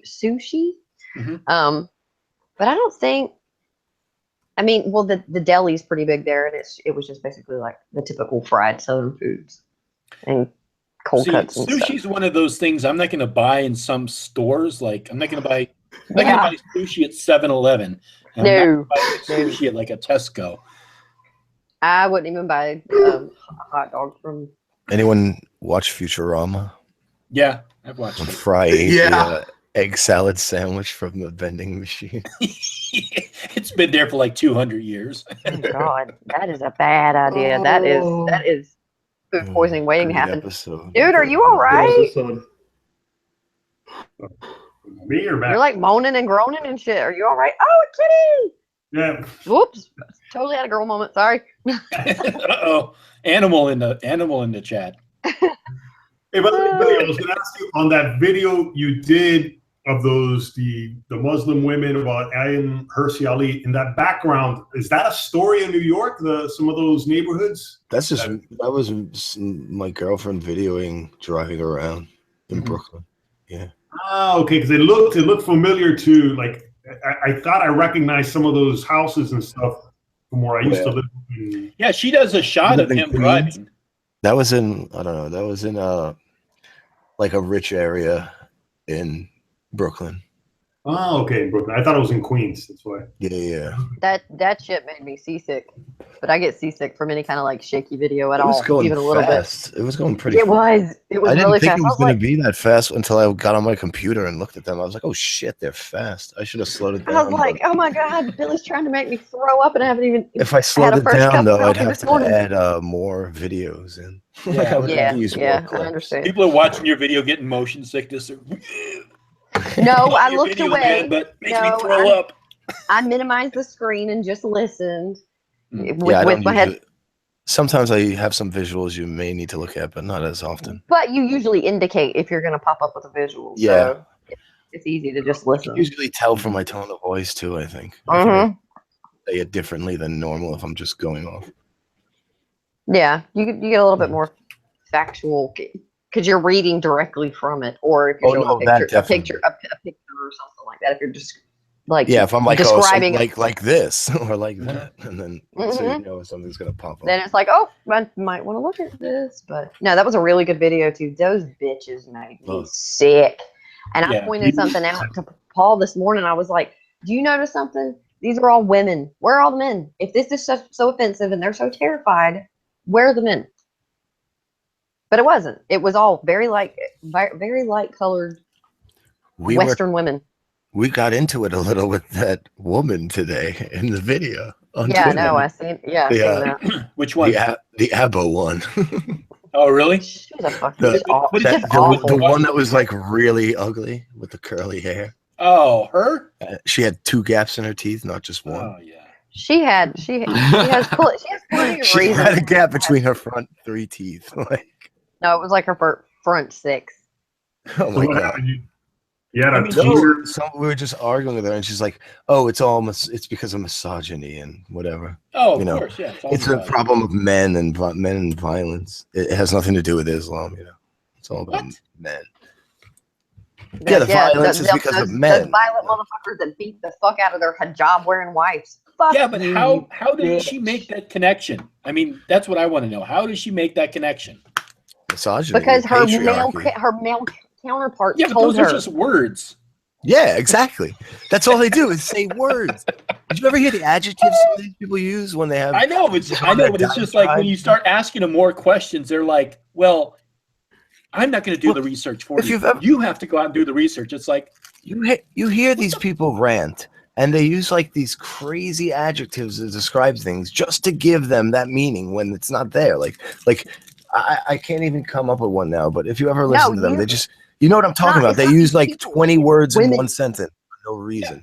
Problematic. It's just misogyny. Well, SJWs in general. I'm just saying, but like there's no like that stuff isn't happening. They're using these words just so you think this stuff is happening. Like that's the only way that's happening is if they use those words. Like, yeah, and they almost have to create a whole language themselves just so they can talk and sound like they're making sense. But if you actually question them for any period of time, they're going to get pissed off with you, and then they're going to say you have to go out and do the research yourself. The information is out there. If somebody starts flipping their shit when you are speaking to them, that means that they are losing ground. Right. So they're gonna lash out with emotional terms and shit like that. If you notice, most of these people that are making a big fuss about anybody that talks about Islam or promoting Islamophobia, which is bullshit, it's going to be women because they can get away with more of that stuff because the ones who are following Islam the closest, and their wives are wearing hijabs or niqabs or whatever it may be, they're most likely going to be wearing the traditional garb and stuff as well. So you can't tell me that these men aren't telling these women, look, you need to do this and you need to do that. They're being dictated. There's absolutely no doubt about that. And these feminists that are sticking up and supporting this shit, they need to be disgusted with themselves. But that's where they draw disgusted. the line. They just at the men right there. So it's the men problem. It's not the further back problem of their religion. Right. They have reality phobia. I'm saying these people will stop there, so they're blaming. Yeah. Yeah, it is the men, but the point is that they won't go even further back from And I there. wonder, Yeah. But they won't they don't- blame the correct men. They'll blame the Western. Yes. They will not Yes. blame they will not blame the culture and the society and the religion, but they will blame Well, the did you Western hear- men. In that video, her oppressor was the Western colonizer, basically. Like I Right. pointed Yeah, that the out. white man. It wasn't what the she's talking about, Muslim the white men. Like she wasn't talking about when she said, "Oh, you're making it harder for us with our oppressors," or whatever wording she used. Like she meant white people in the Western world. She did not mean the Muslims that we live with. Absolutely not. Absolutely And that's not. crazy. And She that's didn't. just She didn't insane. reference Muslim men at all. No, That was no. completely and totally gynocentrically based. Completely. And if anybody says it's not, they can fuck off, because it totally was. And those people knew exactly what they were doing. Getting a very pretty, very well spoken women, Muslim women, or women who support Muslim women to speak out and use all these emotion provoking. Did you notice the only They weren't pretty all that one was the well-spoken. darkest one? Yeah, of course. They're not going to make the fair. And all the white ones. ones were the ugliest ones. It makes me sick. It absolutely. I didn't even think disgusts about me that. To see a white woman. I a wouldn't freaking think hijab. about that normally, but when I know it's a fucking propaganda piece like Right. this from like these progressives, far left progressives, then I notice it right away. Like I'll point it out all the time, like if it's jank or something, because that's what he's up to. But if it's just like, okay, that Pepsi commercial, they're going nuts over it. Oh, Like I that's see why they're going nuts, because it has all the aspects of fucking this progressive ideology. Got to get all these people mixed in, but it's just, I don't know. It was not. I don't think Pepsi is really trying to push propaganda. No. that No, that they're not Pepsi trying commercial to. was just so. It was the tropes of Yes, it was. the It SJW was. thing, because they're running around. They have all these signs. Well, that's these signs because like it's all over the peace place, symbol you of know? equality. And they just look at the outside message of equality and like, yeah, we got to promote this. So they're just going. They don't look at what's really going on. Like, so Whenever she walked over to hand that freaking that cop that can of Pepsi, all I could think of is whenever that one hippie chick put that daisy into the barrel of that soldier's gun back in the 70s. that I was was- like, oh Jesus, they're these reaching. people with this think shit. they're like any people from the 70s and the 60s. I'm like, oh God, no. Yeah, but you can't just walk up to a police officer and give them a can of Coke. First of all, they're not No, going to accept it. And they Second of wouldn't all, just they're be definitely not standing gonna there drink like it. that. There's a protest or a riot or whatever. They're gonna be in freaking gear. They'll smack you with their And also- shield. Like, back up, and- bitch. And also, all the police officers were all white males. I didn't notice that. Are you kidding me? And then everybody in the crowd was like, mixed and all, happy and everything. And the police are all white males just sitting there. Do you know they're trying to shut down? Oppressing I them. think they might shut down Rikers Island, which is insane. I think. What? What? Why? Do you know what Rikers Island is? Yes, I do. Why? No. It's just a jail in New York City. It's in Queens. Yeah, I know. And what's her face is helping push towards that. Linda Sarsour, actually, and De Blasio. That cunt. He's Why are he's the they worst. trying I may to have to do a close video that? on him soon. Do you know about this, Nachi? no, I'm trying to keep up with all these fucking, like when I saw your They video. might shut down Rikers. They might shut down Rikers. Wow. Why? For Why? what reason? Why exactly? Why do you ask why though? Because you're just gonna let out all these fucking criminals. like that's why you're asking why, obviously, right? Yeah, I mean, it's like Is it What? Because these progressives don't want minorities in jail. It's crazy. Like that's all they don't want. They're also thinking about. They also might raise the age to 18 to be tried as an adult here, because we're supposedly the only state that isn't, which I don't find a good thing. Because if you're fucking murdered and it's 16, you know what the fuck you're doing. Oh yeah, for sure. You don't not know what you're doing at 16 if you kill someone, like especially on purpose. Yeah. So were they gonna protest it at Rikers Island or what? I don't know. Like I guess it's a lot of, drug criminals there. That so it's not like hard time. They're doing a year for fucking selling weed or something. And I guess that's their agenda. They're always against people getting locked up for drugs, which I'm against too. But but these people are doing more than selling. You think they're not carrying guns? You think they're not hoods? Right. You think they're not fucking like? I have family members that went to Rikers. They stole fucking shit. They stole cars. They were fucking stealing other shit. I was just about to say that criminals. They're not just drug dealers. Yeah, first offenders or non-violent criminals. Are they going to get sent to Rikers? It's mostly what it is. Like for like is it for violent? Oh, okay, it's low level stuff. So what's the usually? I don't even know the whole details on that actually, but it's definitely like it's not like if you fucking do upstate time. Upstate is where they send you for hard shit, like bad stuff. Yeah, but there's a reason all those people are behind bars. Whatever. It's not like they're all innocent. Exactly. They're not just drug dealers. They're fucking committing crimes. They're probably some of them are robbing people. Some of them are fucking serious criminals. Yeah. Yeah, see this? Yep, here comes the police. Come to get you. Oh, that's my end. Oh, is it yours? So like de Blasio is him and her are tied together, and I don't like it at all, one bit. Now who's de Blasio? No, definitely not. New York City. Oh. The guy after Bloomberg who's a fucking worse than Bloomberg somehow. So wait, Linda Sarsour and he funded them. What did he fund? Her organization, the Arab American Association or whatever it is. He funded them. I forgot if it was $5 million or what the fuck it was. Oh, no conflict of interest there at all. No, yeah, really. What is their goal? I mean, why are they doing this? Exactly. I don't know, man. Progressivism. I really don't get it. Like he was just a Democrat, but I guess he's way more than that. Equality, it's just, all the minorities are being oppressed everywhere. I don't fucking get it. In New York City, of all places, in New York City, equality is. They have absolutely no idea. The U.S. is attempting to treat everyone equal, but these fuckers are going, nope, I'm not equal. I am a fucking weirdo. I am completely different. Treat me different. Yeah, but New York City, the most diverse place in America, supposedly, I would think. And we have a problem with diversity. Right. Yeah. What the fuck are you talking about? Like, but this is a manufactured problem. I mean, it is.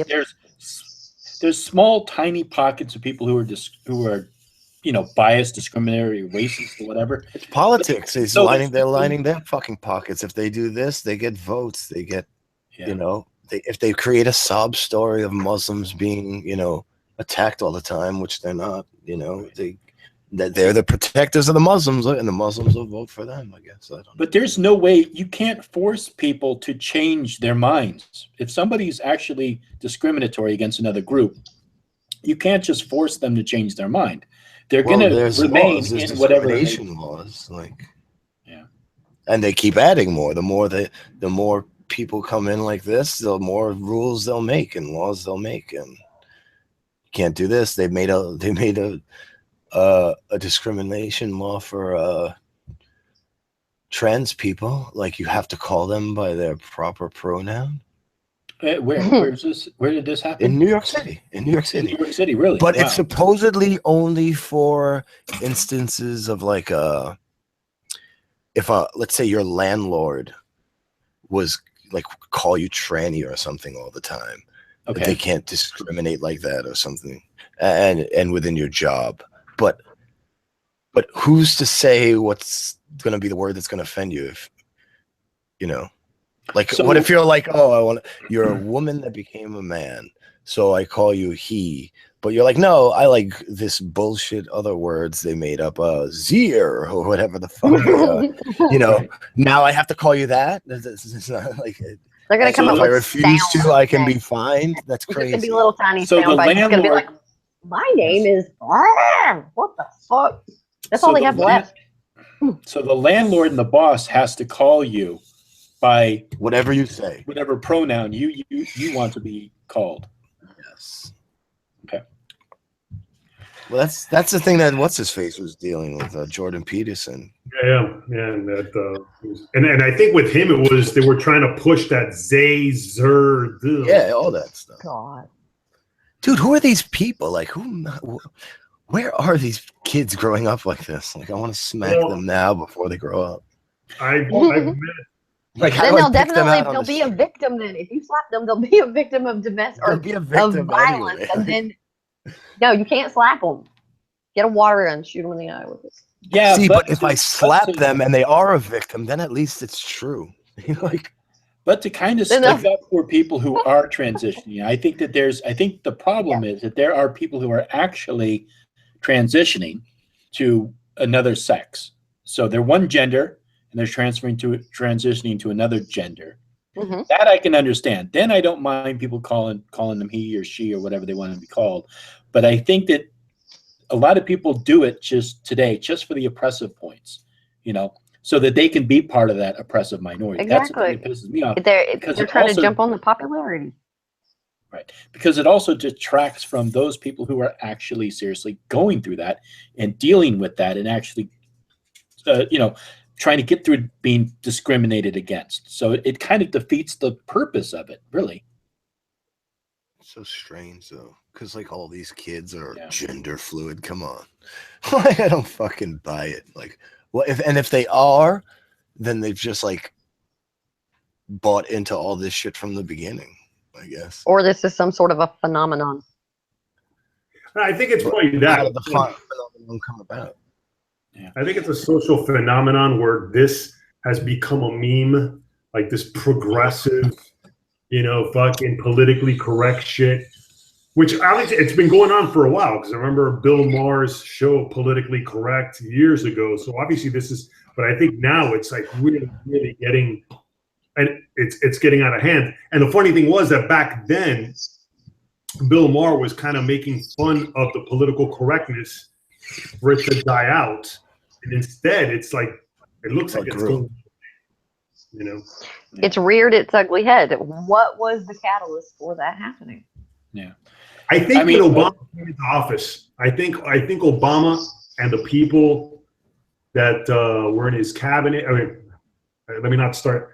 I'm going to be speaking out of my ass, but let me try to be as accurate as I can. Maybe not cabinet, but anyone in his camp. You mean maybe? For Yeah. example, Al Sharpton. I don't disagree. Al Sharpton has this great. Now, I don't know what the actual title Al Sharpton was given. I'm sure I could Google it right now. But he was kind of like the race relations czar or some shit. Who? Yeah, him Obama? Al and Jessica. Oh, Jessica. Al Oh, Sharpton? Jesus Christ. No, Al Sharpton he's just as racist as some of these white supremacists. No, but that's Mhm. Oh, no, yeah. with having someone like Al Sharpton at Obama's ear. Right. I think that's why we got the whole thing with Black Lives Matter and stuff, and the extreme sensationalizing of it, which is, they're all tragedies. Trayvon Martin, Michael Brown, they're all tragedies. But I remember, my theory is that those unfortunate tragedies were blown out of proportion on election years. Mm-hmm. Those happened on election years. I remember Michael Brown, and then when it really was ratcheted up, were on the midterm election years as well. If you look up when they were killed, at least you'll notice that. Yeah, I mean, I think it's really a social. I think it's just a social evolution, because people have kind of grown up in this environment where they want to be good in society. They want to, promote a better society, and so it's a lot of these organizations that have basically used this to their own advantage and push the envelope to a point of absurdity, so that it's like they're basically inventing fights that they have to fight. Yeah, because we have so much equality in this country. We have a lot of freedoms that other people in the world just don't have. So they really have to push the envelope to just say, look at this awful thing. That's why it was such a bullshit thing when they started talking about what was it, the card that you have because you're white and because you're male, the privilege card. White privilege. So it's like, okay, so now people have privilege because of this. It's like they have to just keep pushing the envelopes farther and farther and farther. But I think it's a small group of people who do that, and way too many other people follow. That's, I think, what happens. And I think a lot of the people who follow, they don't even realize they're following. That's what I think happens. And I think they realize, because I was a hardcore liberal. I mean, I was like in that group protesting. I was a hardcore liberal. But then I kind of stepped back away from it and got another perspective, and I realized that they're fucking insane. That's what he means. You didn't realize then, no. Yeah, well, I mean, this is back in my day. This is like that Democratic 1984 Democratic Convention during the nuclear. We were protesting nuclear weapons and stuff like that. But I mean, later on, I was involved in some groups that were like protesting like the wage gap, before it became big national news and other things like that. But I started to take a step back and look at it and just see a lot of the ridiculous stuff that was being promoted. Can I ask you a question? I'm sorry. Sure. I'm sorry to interrupt you. How old were you whenever you were participating in that kind of stuff? I was in 1984. I think I was 16 years old. I'd have to actually whip out a calculator. Okay, well, just like roughly. So your mid-teens, you'd say Yeah. So my early teens. Okay. Late teens. Do you think? And this is just like just a thought. There's a thought. Do you think that maybe age does have a part to do with it? Because I noticed a change about 5 to 6 years ago, because my youngest daughter has Down syndrome. So obviously I'm involved with people not harassing people who actually have disabilities, who have cognitive or intellectual disabilities. I'm totally against that. So I noticed the organizations that I was associated with, any kind of a charity, whether it have been an organization that had to do with Down syndrome, whether it had to do with anything female, if it had to do with anything with animals, every single one of those was totally dominated by women. Every single one of them. So I also watched, I'm sure you guys have heard of Upward, like upward.com. Okay. They're kind of like, they used to be really good. It would be nothing but just good stories, like a kid being diagnosed with leukemia, getting a state-of-the-art treatment and stuff like that. Well, I noticed about they'd been pretty active and gotten pretty popular, and for about a year solid, they were just really, really hot. And then all of a sudden, I started noticing on Facebook that whenever they would post something, they would say, okay, do you guys like the direction that our content is heading? But then they started to highlight all the feminist talks and all the feminist panels and all the feminist anything that had to do with feminism or powerful women in society or something. They were really, really pushing that, and it put me off. It completely put me off, and I spoke up about it in the comments just on Facebook, like not on YouTube or anything like that. And I was attacked. I was attacked for being an oppressor. I was attacked for being a shamer. I was called every possible name in the book, and I was like, you bitches have lost your fucking minds. Then I started to notice the same thing happening within 2 of the other organizations I was a part of. One was a charity. One wasn't a charity, but it was an association. I'm not going to say the name, but that started that sort of thing started to happen within the organization.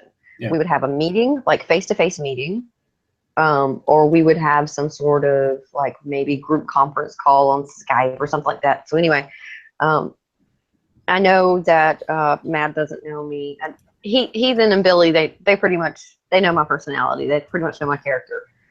So sitting in one of those meetings and having these women tell me that I should speak up more and speak over men and interrupt them when they're talking and all this stuff, giving me tips on how to handle conversations with people who were arguing with me. And I'm like, I'm sorry. No, that's not a civilized way to have a conversation. If you have an important point that you want to make, I did not even get to finish what was coming out of my mouth, and I was shut down by like 5 different women. And I was like, all right, I see where this is going. And this was in front of about 30 other women. So I was humiliated. I was absolutely humiliated. And I didn't say anything offensive whatsoever. I just called attention to the fact that another adult woman was telling me, an adult woman, how to conduct myself when talking about these important topics that we were supporting and stuff. And I was like, no. So did you have a question for me, Carrie? Yeah. I noticed the change with the liberal stuff, and it seems to be age related. Yeah. Because all of those women that were in that with me they were either the same age as me or younger, but they didn't identify, I guess, as a liberal. Yeah, community organizers are ruthless. They are ruthless. They eat their own. Yeah. I'm serious. They do. I've seen it happen. It is awful. They are ruthless. But the thing is yeah, I was young when I got involved in that. But I was involved in another thing. When I really started to pull away from a lot of the protests and stuff is when they started doing the whole privilege thing. When they started talking about white privilege and this privilege and that privilege, and then people started going in stacks. Like, if you weren't this person, you have to step back and you have to like shut up and not say a word. And so that's when I started really getting out of it. It's like, no. Get to the back of the bus. Yeah, basically. I mean, it's completely ridiculous. Either you want unity or you don't want unity. Yeah, if you want unity, everybody has a voice. Exactly. That would be a good ending. How long are you going on this? I have to be taken off for a little bit. What I was going to say, though, is I wonder, have you guys heard of as far as when Terry was talking about these women and stuff like that, and that, they might have been kind of young and stuff.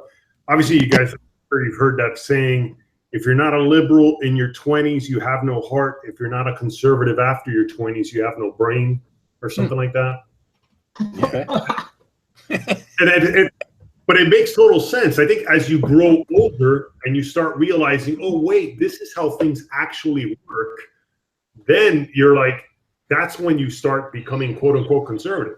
Like when I was younger, I also, even with all the shit I heard my family talking about Cuba and communism and all that crap, and don't worry, I'm not trying to bring that back up, but I remember in my mind, thinking things like, why does Hollywood, like when Terminator 2 came out, and I remember at that time, it was the most expensive movie ever made. It was $100 million back then, most expensive movie. And I remember thinking, that's evil. How dare these people? If they would have taken those $100 million and just given it to poor people, we would have solved poverty. But you went and saw the movie and paid for it.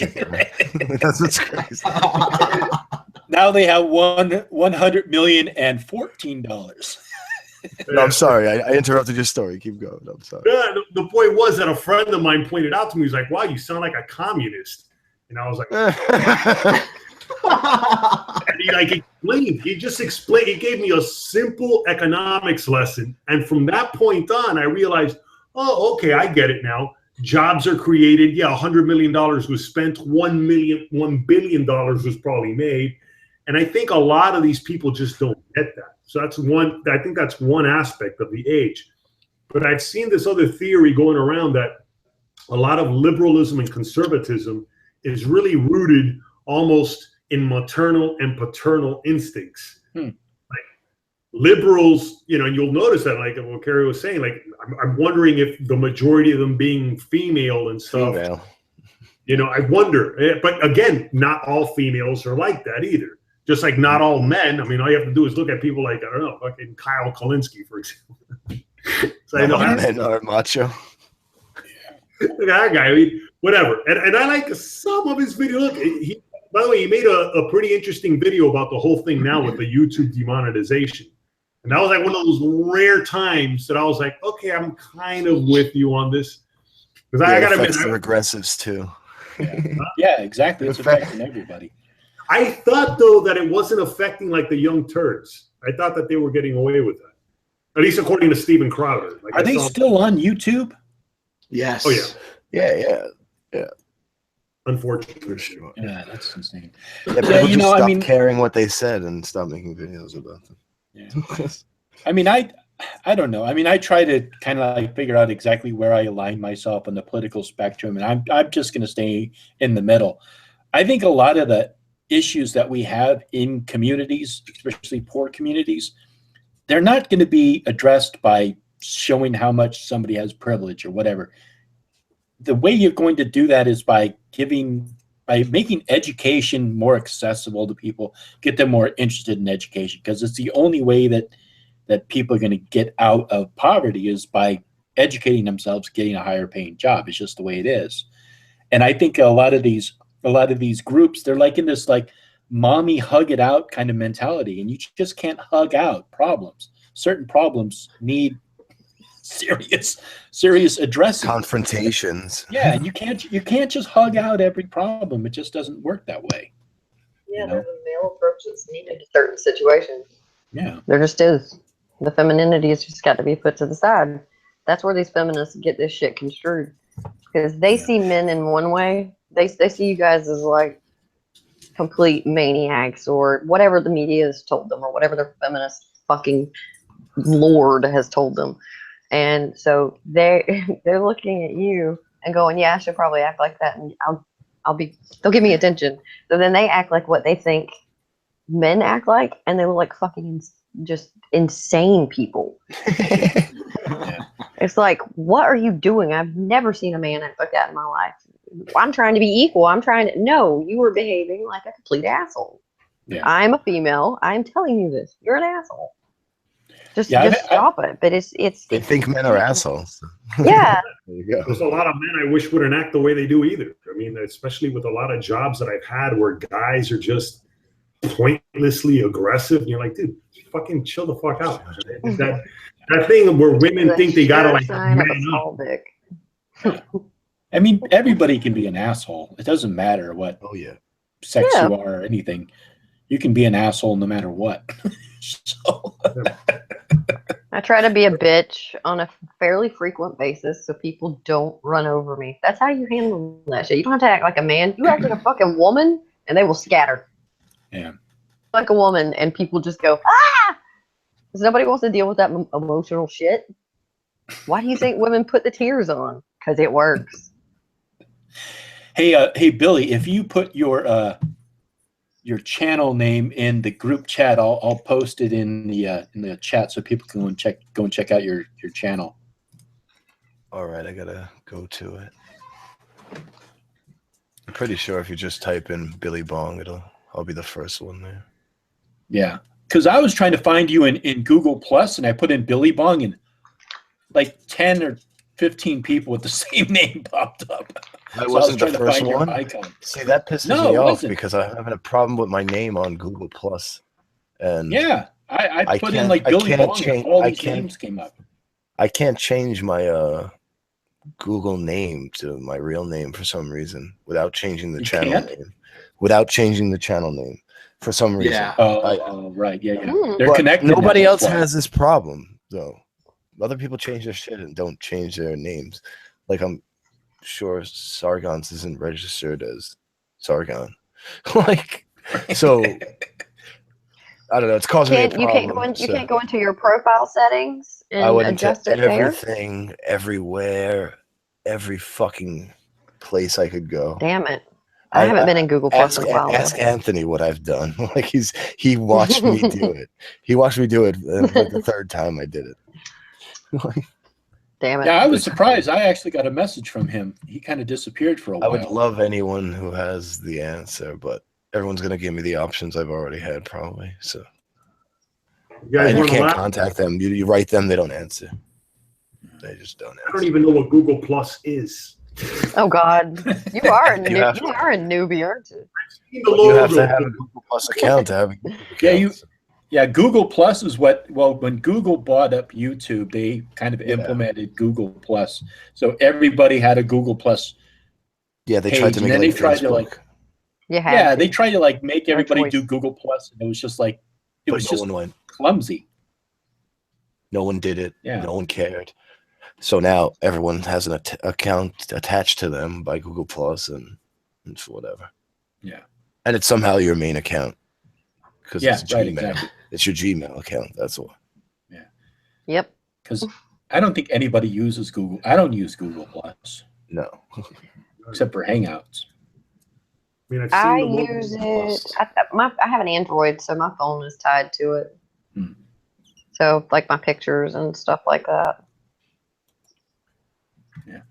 I think that's Google Plus, right? Or it's Gmail. No, that's just Gmail. Okay. No, that's just Gmail. Okay. See, I don't even know what the fuck Google Plus is, and I have one. It's what they wanted. They wanted to take over Facebook, and they made a fake Facebook, and it sucked, and no one cared. Is that what it was supposed to be? But whenever you went to YouTube, like you had to make an attached account now, and so they basically forced it on you, but no one cared, and no one went to it, and they just left it alone, so it just sat there. Yeah, the only thing that I used it for was to be able to comment on YouTube videos. Because remember, whenever they initiated that thing, you had to sign in. You couldn't just comment on a video. That's the only reason that I signed up for it at all. Yep. I mean, every so often I'll go over to my Google Plus page, and it's like, all the videos that I posted, but it's like nobody's there. It's just like a dead page. Yeah. I don't even know how to get to that. I've seen it before. I know I've seen it. Just like, well, I get notifications from it sometimes too. When sometimes comments I get 2 notifications for, one from Google Plus and one from YouTube. But most of the time they're just from YouTube. But like a quarter of the time I get double notifications. The only time I'll get one from Google Plus is if the person who is like replying to the comment that I made is also a part of Google Plus. There were some comments that I would get from people, and I would click on them, and I couldn't respond to them. They're probably in your spam filter or something. Oh, okay. I'm gonna have to. Or you block them or something like that. Or sometimes they get deleted, like they themselves will delete it. Okay. That's probably what it is. Because sometimes I'll see comments and I'm like reading it going, what the fuck? And so then I'll respond to those comments and I go to click it and it doesn't exist. I'm like, I had a weird thing where before, like, people were complaining about shit going to the spam filter. The shit was going to the spam filter for me, but I couldn't uncheck it. I couldn't take it off the spam. You couldn't unspam it? The box was there, but it was like, instead of being like bold black, it wasn't doing anything. It was like dull. It was like grayish, and you couldn't highlight it. Yours did that too, because I didn't hear anybody talk about that. But I wasn't gonna make a video about it. I didn't give a fuck. But it just mine did the exact same thing. When they did the app update, I think. Now it's working though. Yeah, mine is too. Weird. Oh, one thing that you guys should get, the Creator Studio app. What is it? If you can't get it through like YouTube, the normal site or the normal app, get the Creator app. Because I've had to do that a lot lately with comments, is go to my Creator app and reply and see the comments from there instead of on YouTube. All right. That's crazy. Now, they have Creator Studio if you're on YouTube, on the actual PC or whatever. You have to go to Creator app on Google Plus or on YouTube? If it's on your I have to do it on my Android devices. Oh, okay. So it's on. On my tablet. Mhm. It's on Tablet's the weird. Google You Store. can't watch, Oh, okay. you can't okay. watch some videos on tablet that you can on the other devices. On It's so- PC, yeah. There's so many weird restrictions. Yeah, I mean, I don't like watching. I have a small phone anyhow, but I don't like watching videos. I mean, if I have a choice, I'm going to watch it on my PC than my phone because I can't read comments or comments. It's like trying to comment with a phone. You're like sitting there tap tap tap tap tap tap. Normally on a regular basis, I have 2 laptops in front of me and my cell phone. I find it's just so much easier to like sit there and type on a computer than sit there and try and type on a little tiny phone screen. Does Wasky have two monitors for his PC or no? Who, Andy, No. Andy Worski? I think. No. Yeah. No, Wasky. No, my husband. Oh. Yeah, he's talking about Walkie. No, we are in the process of getting all of that stuff slowly put together because I could see it. yeah, we have to because Well, whenever I do a stream or he's doing any kind of editing or whatever, we definitely need the bigger screen. So Does your husband make videos too? yeah, he does everything. He does all the editing. I'm just the voice Oh, okay. and the face. Yeah, he does all of the technical stuff. But I mean, See, that's what I need. Does he have his own YouTube channel and everything? No, he Let's see. doesn't. Okay. No, and I've told him. I've told him he needs to, but he's so busy with everything that has to do with me, basically, and it's it's totally his choice. That he's busy with that, but I think eventually I'll be able to talk him into kind of doing his own thing because he's so talented with that stuff. And it's pretty limited whenever he does things for me because I mean the things that I do are just it's not that broad. It's pretty easy, but he loves doing it. He's really good. So And what program does he use? Do you know? For what? For video editing. The DHS or DLS or something like that. Video pad. Okay. And I don't remember what GIF. He has so many different ones. You ask him. Okay. I mean, I was seriously. just curious. I'm gonna be dipping out, so I just want to say goodbye to everybody. It Nice was meeting nice you. to meet you. I'll Nice check out talking your to stuff. Yeah, thanks, Nachi. Night, Nachi. you, and we'll be talking later. Thanks for having me on. Peace. All right, take care. Mute him. Gotcha. Mute him. I did that to a complete failure. He was on my channel. I was all, so failure. Do you have anything you want to say to like Billy or whatever it was? And I just kicked him. That shit was funny. It really people, was. you know? Yeah. That was fun. Yeah. And then Shut up, Grant. Grant's making fun of me in the chat. I don't know. I don't Yes, speak nerd. I don't speak nerd. If I Billy, see it and I recognize it, I'll point at it. Sorry. It's all right. Billy, what do you use? I use a shitty one. It's called Camtasia. Camtasia? Yeah, but it's very basic. That's why I use it because I don't know what the fuck I'm doing. But I'm actually one part away from building a computer. So Oh, nice. Okay. I'm probably going to upgrade and then have to be Learn really that. shitty at a better program. So I don't know how well that's going to go for. I hope that doesn't, I hope that's not a bad thing. I Yeah. hope it works out. You'll figure it out once you start handling it and using it and stuff. Yeah, I can't do it. I get pissed at it. And I'm like, I don't understand it. so tedious. Fucking this So shit. tedious. That's why I wanted to just do live streams or podcasts or something. It's like, Yeah, fuck live editing. streams are so easy. You just like start it, just invite people, and you just sit there and talk. Yeah. Because like whenever I do a video, I'll like well before I used to do a green screen. Now I'm just using a little character, a little card. But I'll like do the sound, and then I'll get the video, and I'll import the video into Adobe Premiere, and then I'll have the audio, and I just look at it, just going, I don't want to do this. You have to sit there and cut and edit and cut and edit and cut and edit and cut and edit and all that shit. I always hate just beginning a video, but once I start doing it, start editing it, then it all comes together. But it's like that first 10 minutes, you're like, you gotta get in the flow. why the fuck am I doing YouTube? Shit. Why am I doing this to myself? This shit sucks. I don't know how many times I've said that. Yeah. Well, whenever Sometimes I'm doing it, it, I'm like, oh my God, it's going to take another 3 hours. No. No, and I keep cutting it up, and I'm like, no, why is there still half left? No. And then you get like ideas for stuff. You get ideas like, oh, I should include that. And then you're like, oh, good. I just added another 3 hours. Yep. I just added another 20 minutes. Quit being so fucking creative. Ah! No. I can't. I gotta do it because I have to get better. So if I do this and it's actually good, then it's something new I learned. So, yep. Hey, good way to think of it. The way I try to set it up with my streams. I try to set it up to have some points to talk about and maybe some things to look at, and just have a little bit of a flow to it, so it doesn't seem like complete mayhem, even though it normally turns into that.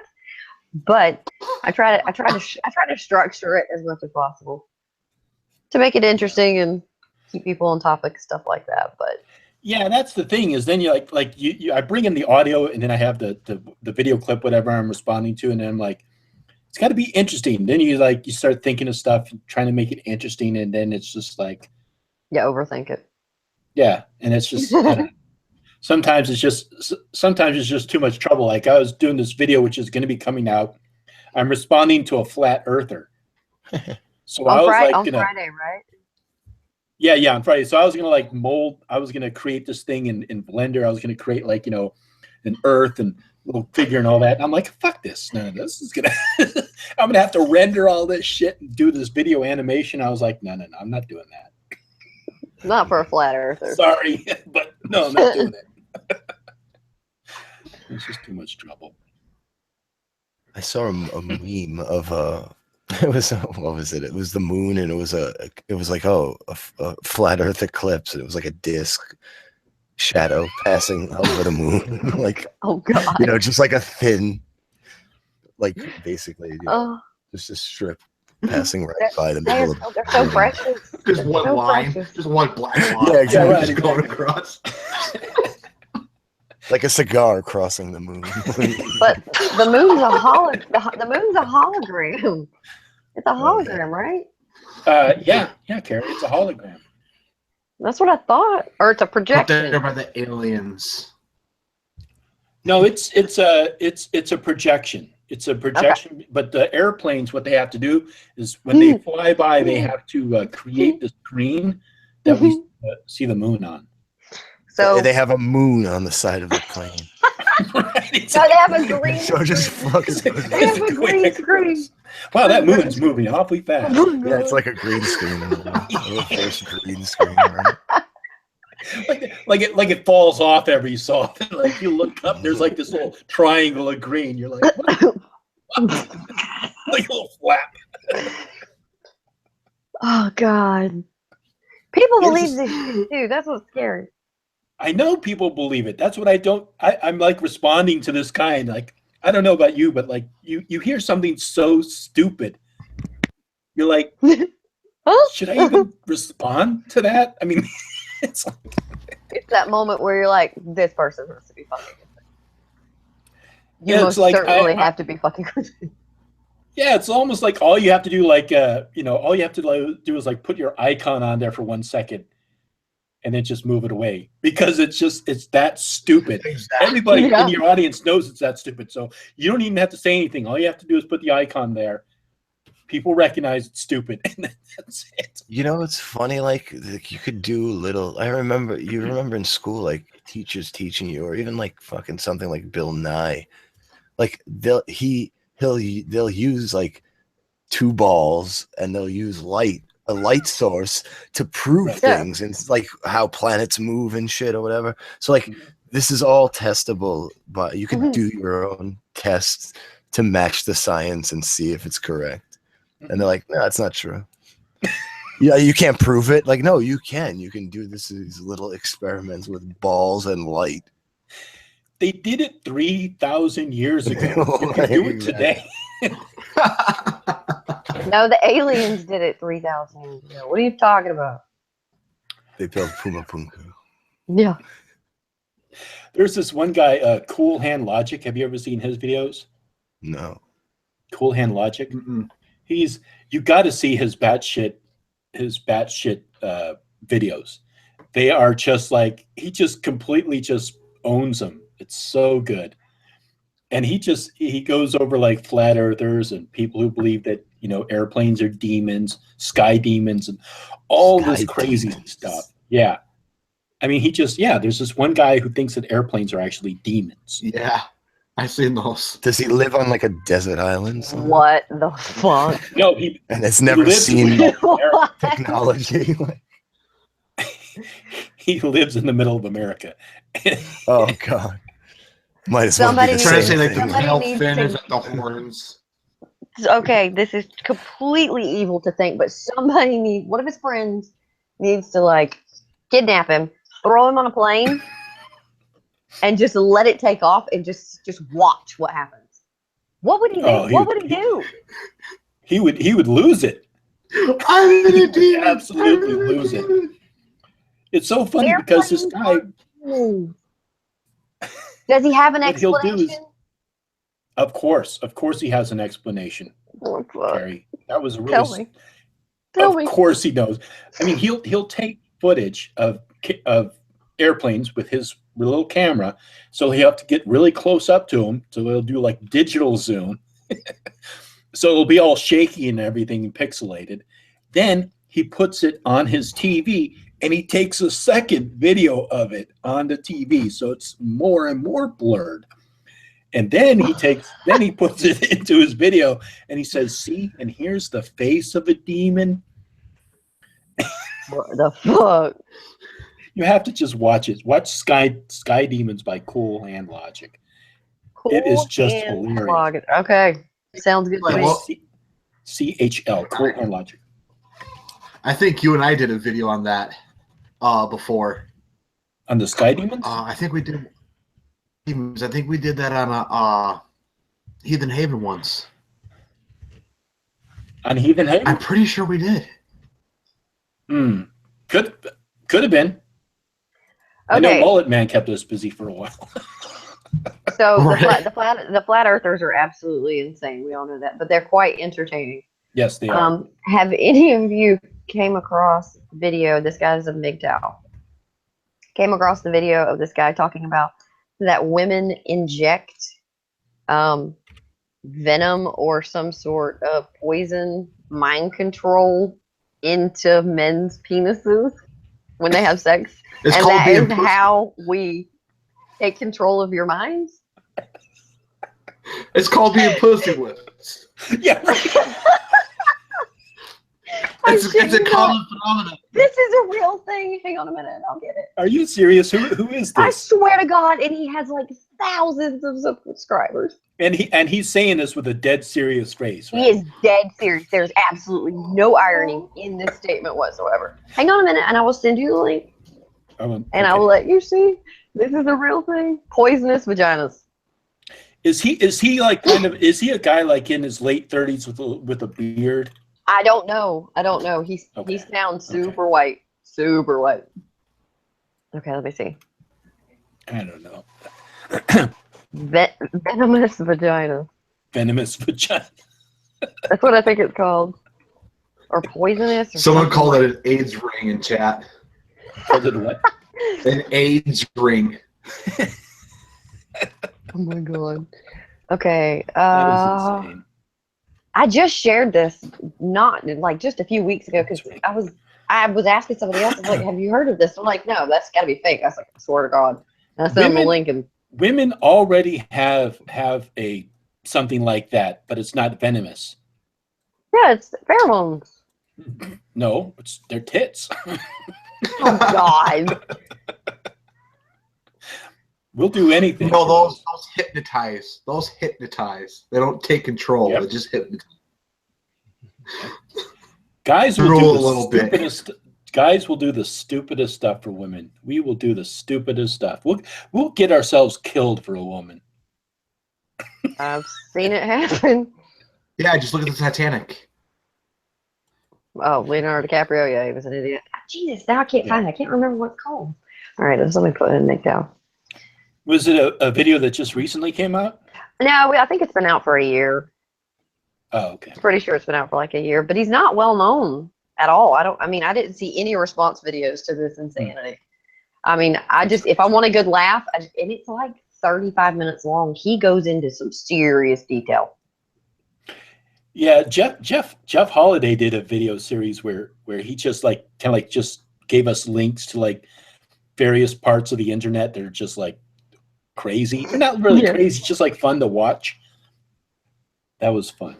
Because there's all kinds of stuff out there. Like you type in like sometimes whenever I'm doing a video that I need to do a video response to, I'll just put in like like Disney is satanic or or something like that, or something, whatever weird things like the Illuminati pizza or whatever, and all this weird stuff will just come up. Well, the Pizzagate shit was basically an Illuminati pizza thing. Yeah, it was. It was all just like Hillary Clinton, Satanism, Marina Abramovich, and it's just child molestation, pedophilia. Yeah, I mean, pizza, it was insane. Triangles. Triangles. Yeah, they would see symbols and everything. Man, I love those. They just see symbolism in everything, and it's just like they didn't even like find these facts out. Like this was their how they came to this on their own. They're like, oh look, that triangle looks like this, so this is it. They must be pedos. That's like the pedo triangle. Like that's like a known symbol for pedos or something. So like, look, there's triangles in this pizzeria. It must be like that. They do this whole crazy train of logic. Like, Billy, do you understand? Billy, it's maddening. Let me tell you, okay? They had the spiral on the shop, okay? It's the same one that the FBI uses. It's the same spiral. It's the same thing. That's what I'm saying. Like, this is how they get to that. And they're like, oh, no, it definitely happened. How could it not? He's we dying. figured out that these symbols are the same. Take a deep breath, man. Take a deep breath. It's the same symbol. It's like, yeah, it's not the fucking same symbol, man. It's a different symbol. And even if it was the same fucking symbol, it doesn't matter. Yeah, why would I know those people are idiots. Well, okay, so wait. So this pizza guy, instead of like wait, give me a second here. I gotta get out of this. Instead of like, having a code but not putting it on your front. Like, that's how he tried to get people into this pedo ring, by putting it on the front of his store. Instead of like, handing out flyers is more inconspicuous.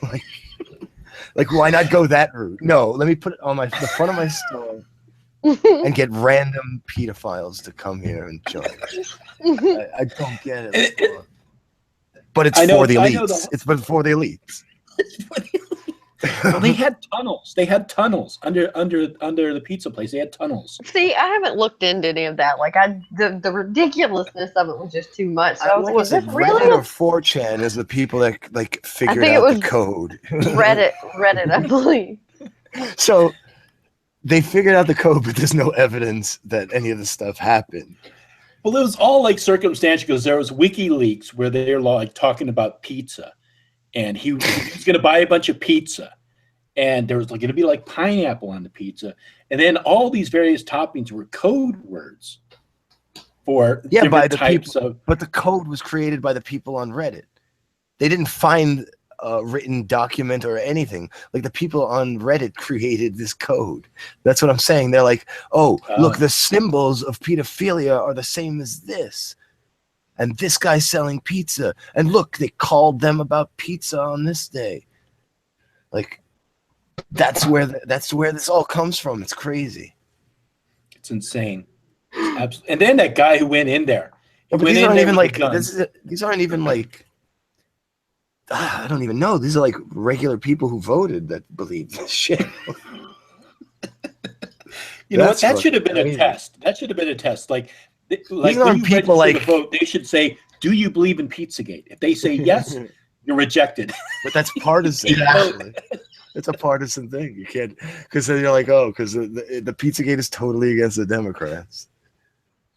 So, like, if you don't believe in Pizzagate, okay, you can vote.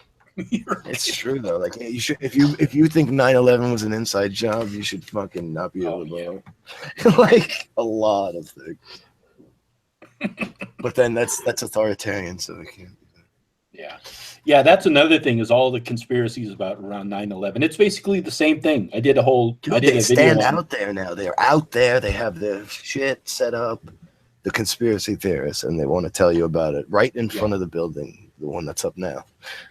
They're insane.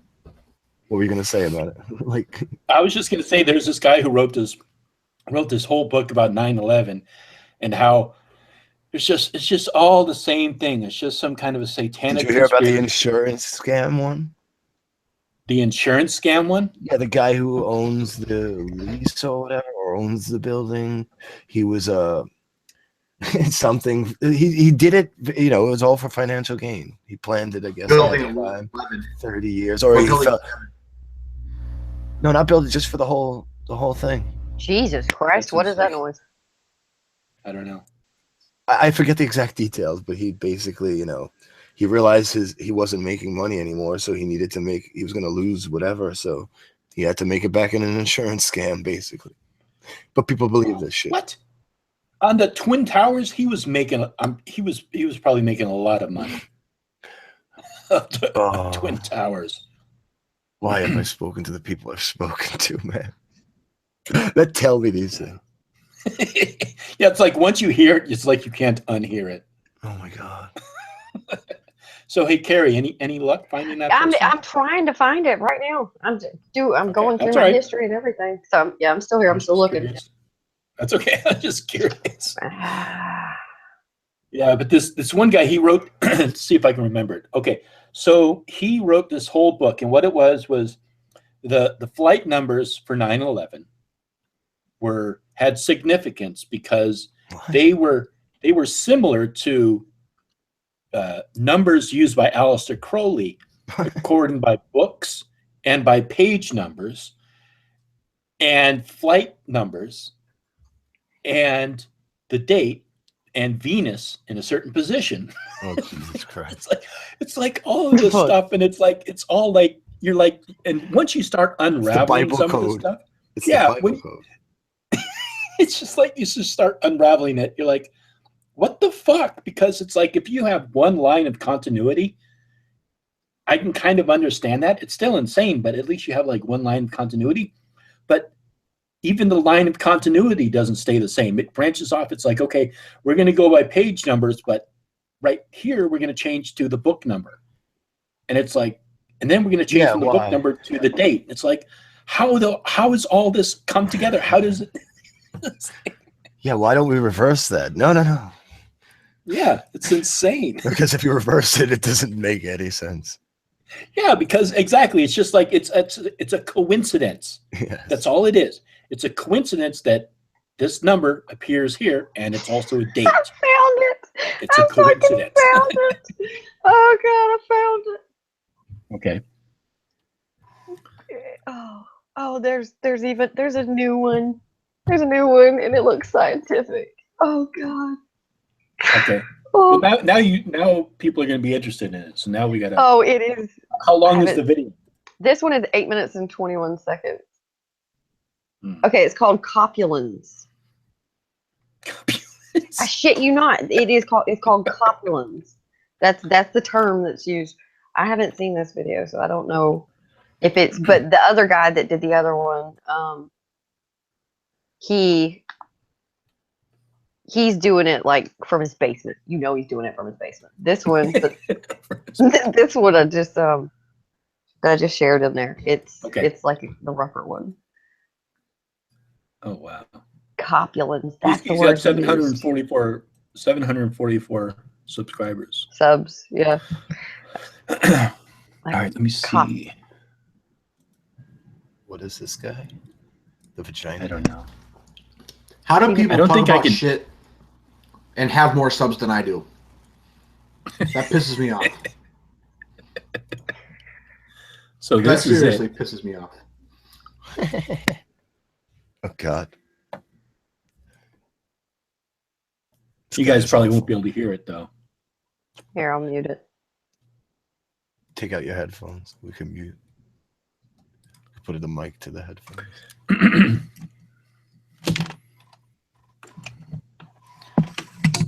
All right, hold on. Let me see if I can figure this out.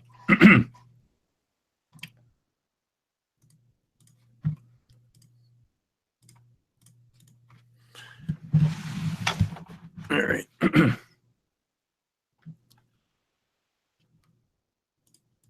that maybe it would raise the testosterone level. I don't believe that is the case. I believe in a healthy male, you're going to get this 150%. Let me just back it up.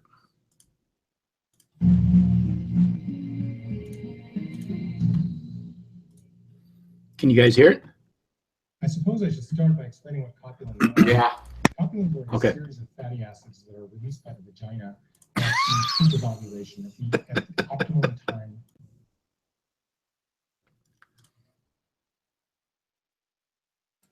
Something happened. Wait, sorry. Research on pheromones in general, but there was one particular study that was done on copulins that found that when men were exposed to copulins, their testosterone levels rose to 150% in under 10 minutes. They also found that when men's testosterone levels were up like this, that his ability to judge a woman by looks alone was compromised. He would actually, in the study, men who were not exposed to copulins, who were exposed to copulins, would rate images of women 10 to 15% more attractive when they were exposed to copulins. So that's the advantage of why a woman would want to wear copulins. As you age, your copulin levels fall. If you're on pharmaceuticals, your copulins fall. If you are on birth control, it can actually have some of the acids, but not all of them. So you'll actually give off a different signature. So if you're ill, you're physically ill, you won't give off the complete spectrum. So basically, nature's saying you're not good for reproduction. So that's why you would want to wear copulins. Now we get a certain number of women who have men with low testosterone levels, and they write to us in hopes that if they wear the copulins or they allow their men to inhale the copulins, that maybe it would raise the testosterone level. I don't believe that is the case. I believe in a healthy male, you're going to get this 150% spike. But in men who are not healthy, I don't think it's fair to say that it's going to do that. You might get a little bit of a rise. You might just look at the name of his channel. Might have some results. It's not going to fix your man. Okay, so the link that I just shared is the MGTOW one, the total fanatical one. This guy's trying to be super scientific, and he's just being fucking creepy. Inhale. From 2012. Inhale Yeah, vagina juice. I like this logo in the background. It's disgusting. Look at the female copulins invading the testosterone triangle. Look at it. Look how terrifying this. Okay, go to this. Go to the link that the second one that I shared. Oh, you did another one? Okay. Yeah, I found the guys, MGTOW. I found the MGTOW. I gotta run, guys. Okay. All Later, right, Billy. Thanks for having me. All right. Thanks, Billy. Take care. Good night, guys. Everyone. See you, Billy. I'm gonna have to kick off pretty soon myself. I got school. Okay, well you gotta wait. You've got to hear this shit. I'm telling you. Sandman. Oh, this is Sandman. Can you see it? Mm-hmm. Okay. Here. Today's video is brought to you by a donation from Dennis. And he didn't give me a specific topic, so I wanted to give men out there a warning about how women can turn you into a walking, talking zombie. Inside every single woman out there are hormones called copulins that are used to drug a man and control his mind. This isn't some sort of conspiracy theory, and when I first heard about this, it reminded me of the original film, Invasion of the Body Snatchers, where aliens come down from another planet and take humans and turn us into pod people. When I first heard about copulin hormones, I felt the same fear. And according to the article that I'm putting in the description called "The Vagina Produces a Thick Fluid Known as Copulin that has actual mind control effects on the male's brain." If a man is exposed to a woman's copulence over time, she will be able to, number one, change, remove, or insert memories into the man's mind. Number two, tell the male what he sees, hears, feels, smells, and tastes. Number three, insert subconscious thoughts that will surface as his own ideas or behaviors later. And finally, number four, plant trigger words or actions that can cause thoughts, actions, or sensations in the male at later dates, i.e. weeks. Hold on, one moment. What? Hold on, one moment. I'm bringing my girlfriend in here. You're freaking out, aren't you? I'm bringing my girlfriend in You here. thought I was. You totally thought I was making this shit up, didn't you? This shit is fucked up. Oh, it gets worse. No, it gets worse. He loses it. He is terrified. Okay, so this is my girlfriend. All right, some people already know her. Hey, would you go? All right. So can she see it? She's been watching it on her phone in the other room. Oh, okay. So, babe, do you hear this shit that this dude is saying that having sex with a chick, that there's this fluid, this viscous fluid that has mind control property? Go ahead and tell me to do something. No, let it keep playing, and you'll hear how it is introduced into the male's system to get to his brain. That's where it gets interesting. And the easiest way to do this is to wear a condom. If you wear a condom, then the copulin hormone won't enter your penis and start to influence you fully. And I say fully because simply being around women, they're releasing these hormones into the air all the time. Apparently they smell like butter, which is the smell I've noticed whenever I'm in a place where I notice girls walking around in their mid to late teenage years. And I'm guessing that those are the years when Baby, you smell like butter. I want to That's exactly what I was going to say. Baby, you smell like butter. Let me spread you like butter. Oh, sorry, never mind. These hormones when they're approaching their peak fertility. And I believe that it's quite likely that most white knights and manginas have sniffed and been exposed to a little bit too many of these copulin hormones, and thus they can't control themselves and can't behave. They could be under a form of feminine mind control and completely unaware of it. This is something that I've been increasingly aware of over the last few years. That simply being in the physical presence of a woman starts me to alter my behavior that goes beyond social and mental conditioning. Almost as if I've started to go into autopilot and looking after their needs. But besides just sniffing copulins in tiny amounts that are in the air all around us, there's a more powerful delivery system for them that you probably aren't aware of. Apparently the female genitals squirt fluid into the male member, and that's how you get STDs. But that's also how the copulins get inside you as a man, and how the female version of the Jedi mind trick works. On the other side of the coin, if a woman swallows sperm, it actually cures morning sickness. So more pregnant women might actually think about spending more quality time with their men. And semen entering a woman's body in any way supposedly boosts serotonin levels and acts as an antidepressant. Even sperm act like a utility for women. Women get the Jedi mind control vagina, and men get simp sperm. How's that for ironic? Now I'm going to read to you how exactly the vagina monster is unleashed to control your mind through something called coupling. So here goes. Through the process of coupling, a female and male brace yourselves relatively still without having sex with the penis inside the vagina. The process may take up to 15 minutes and work faster and more efficiently when the female is on top of the male. And during this period, the vagina injects up to half a cup or 100 milliliters of the copulin fluid into the urethral opening at the tip of the penis. What? Hold on. Half a cup? Even if that does happen, when the guy ejaculates, it's going to come right back out fucking anyway. I mean, fucking seriously. Is this not the most insane shit you have ever heard? I mean, I don't know you, but I'm gonna ask you as a female, have you ever like dumped a half a cup of fluid while you're having sex? Have you? Maybe on a good day. No. If you have, I'm gonna make this suggestion right now. Any female, if that has happened to you, go see your freaking gynecologist because that's not healthy. Seriously, but this, it gets better. Just watch.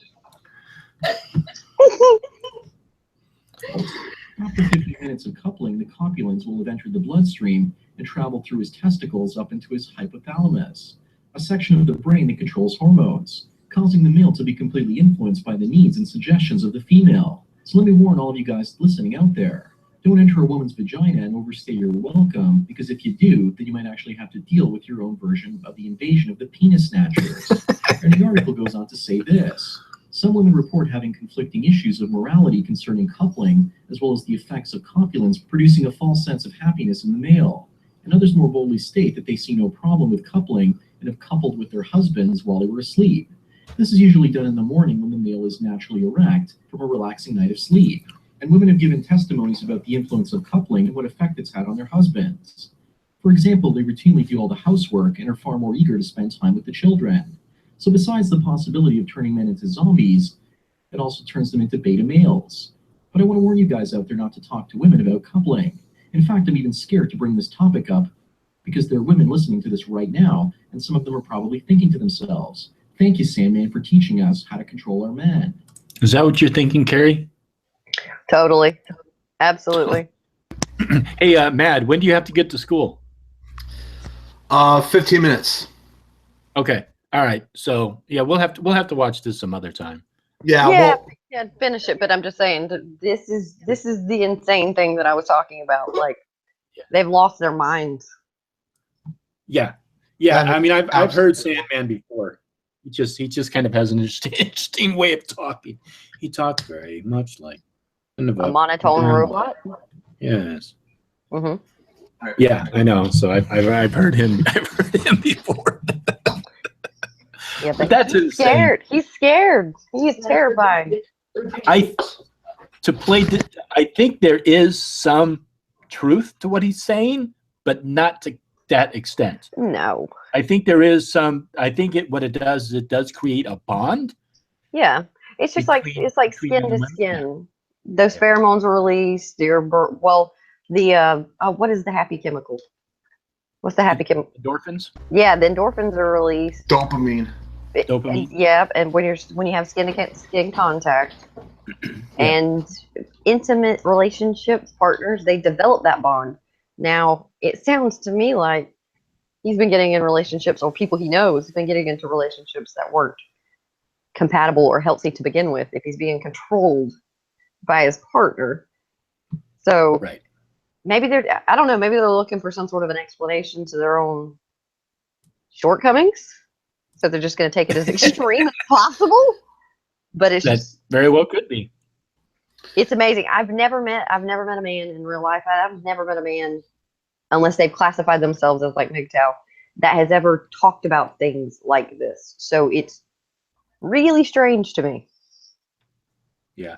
I mean, he needs to also give, like, if you're going to give like something like this, where it's kind of hard to believe, you got to cite something. You got to cite American Medical Journal or something. And I don't like it whenever people talk about something that's kind of outrageous and then they don't give any link to anything. So you're just supposed to take it at their word. It's like, no, I'm not taking it at your word. If you're going to say something like that, back it up. Back it up with something. Exactly. Yeah, definitely. Well, hey guys, I'm going to have to run. My daughter just messaged me. So I got to go, but it was really nice. It was a lot of fun. I'll come back again. Thanks, Carrie. Of course. But Matt, it was nice to meet you. It was nice to meet you too. What is she? Witches. Nice to meet you. Witches what? Witches girl? My girlfriend? Yeah, witches girl. Okay. It was nice to see you. Nice to laugh with you. All right. Thanks, all right, Carrie. bye guys. Take care. Bye-bye. Yeah. So and then you got to get to school too pretty soon. So I think we'll end it. But hey, I'm so happy you guys got a place. That's great. That's running water. I could actually piss in my own house now. So wow. That's awesome. Take it wherever I want. And I'll take a shit whenever I want. That's awesome. That's great. Yeah. Definitely. Yeah, we missed you on Sunday, but you'll be on next Sunday, right? I'll be on this Sunday, yes. This Sunday, not next Sunday. Awesome, great. And I All will hopefully have somebody for Fan Friday this week. Last week I was going through some personal issues, and that's why it didn't happen. Well, that's all right. You gotta do what you gotta do.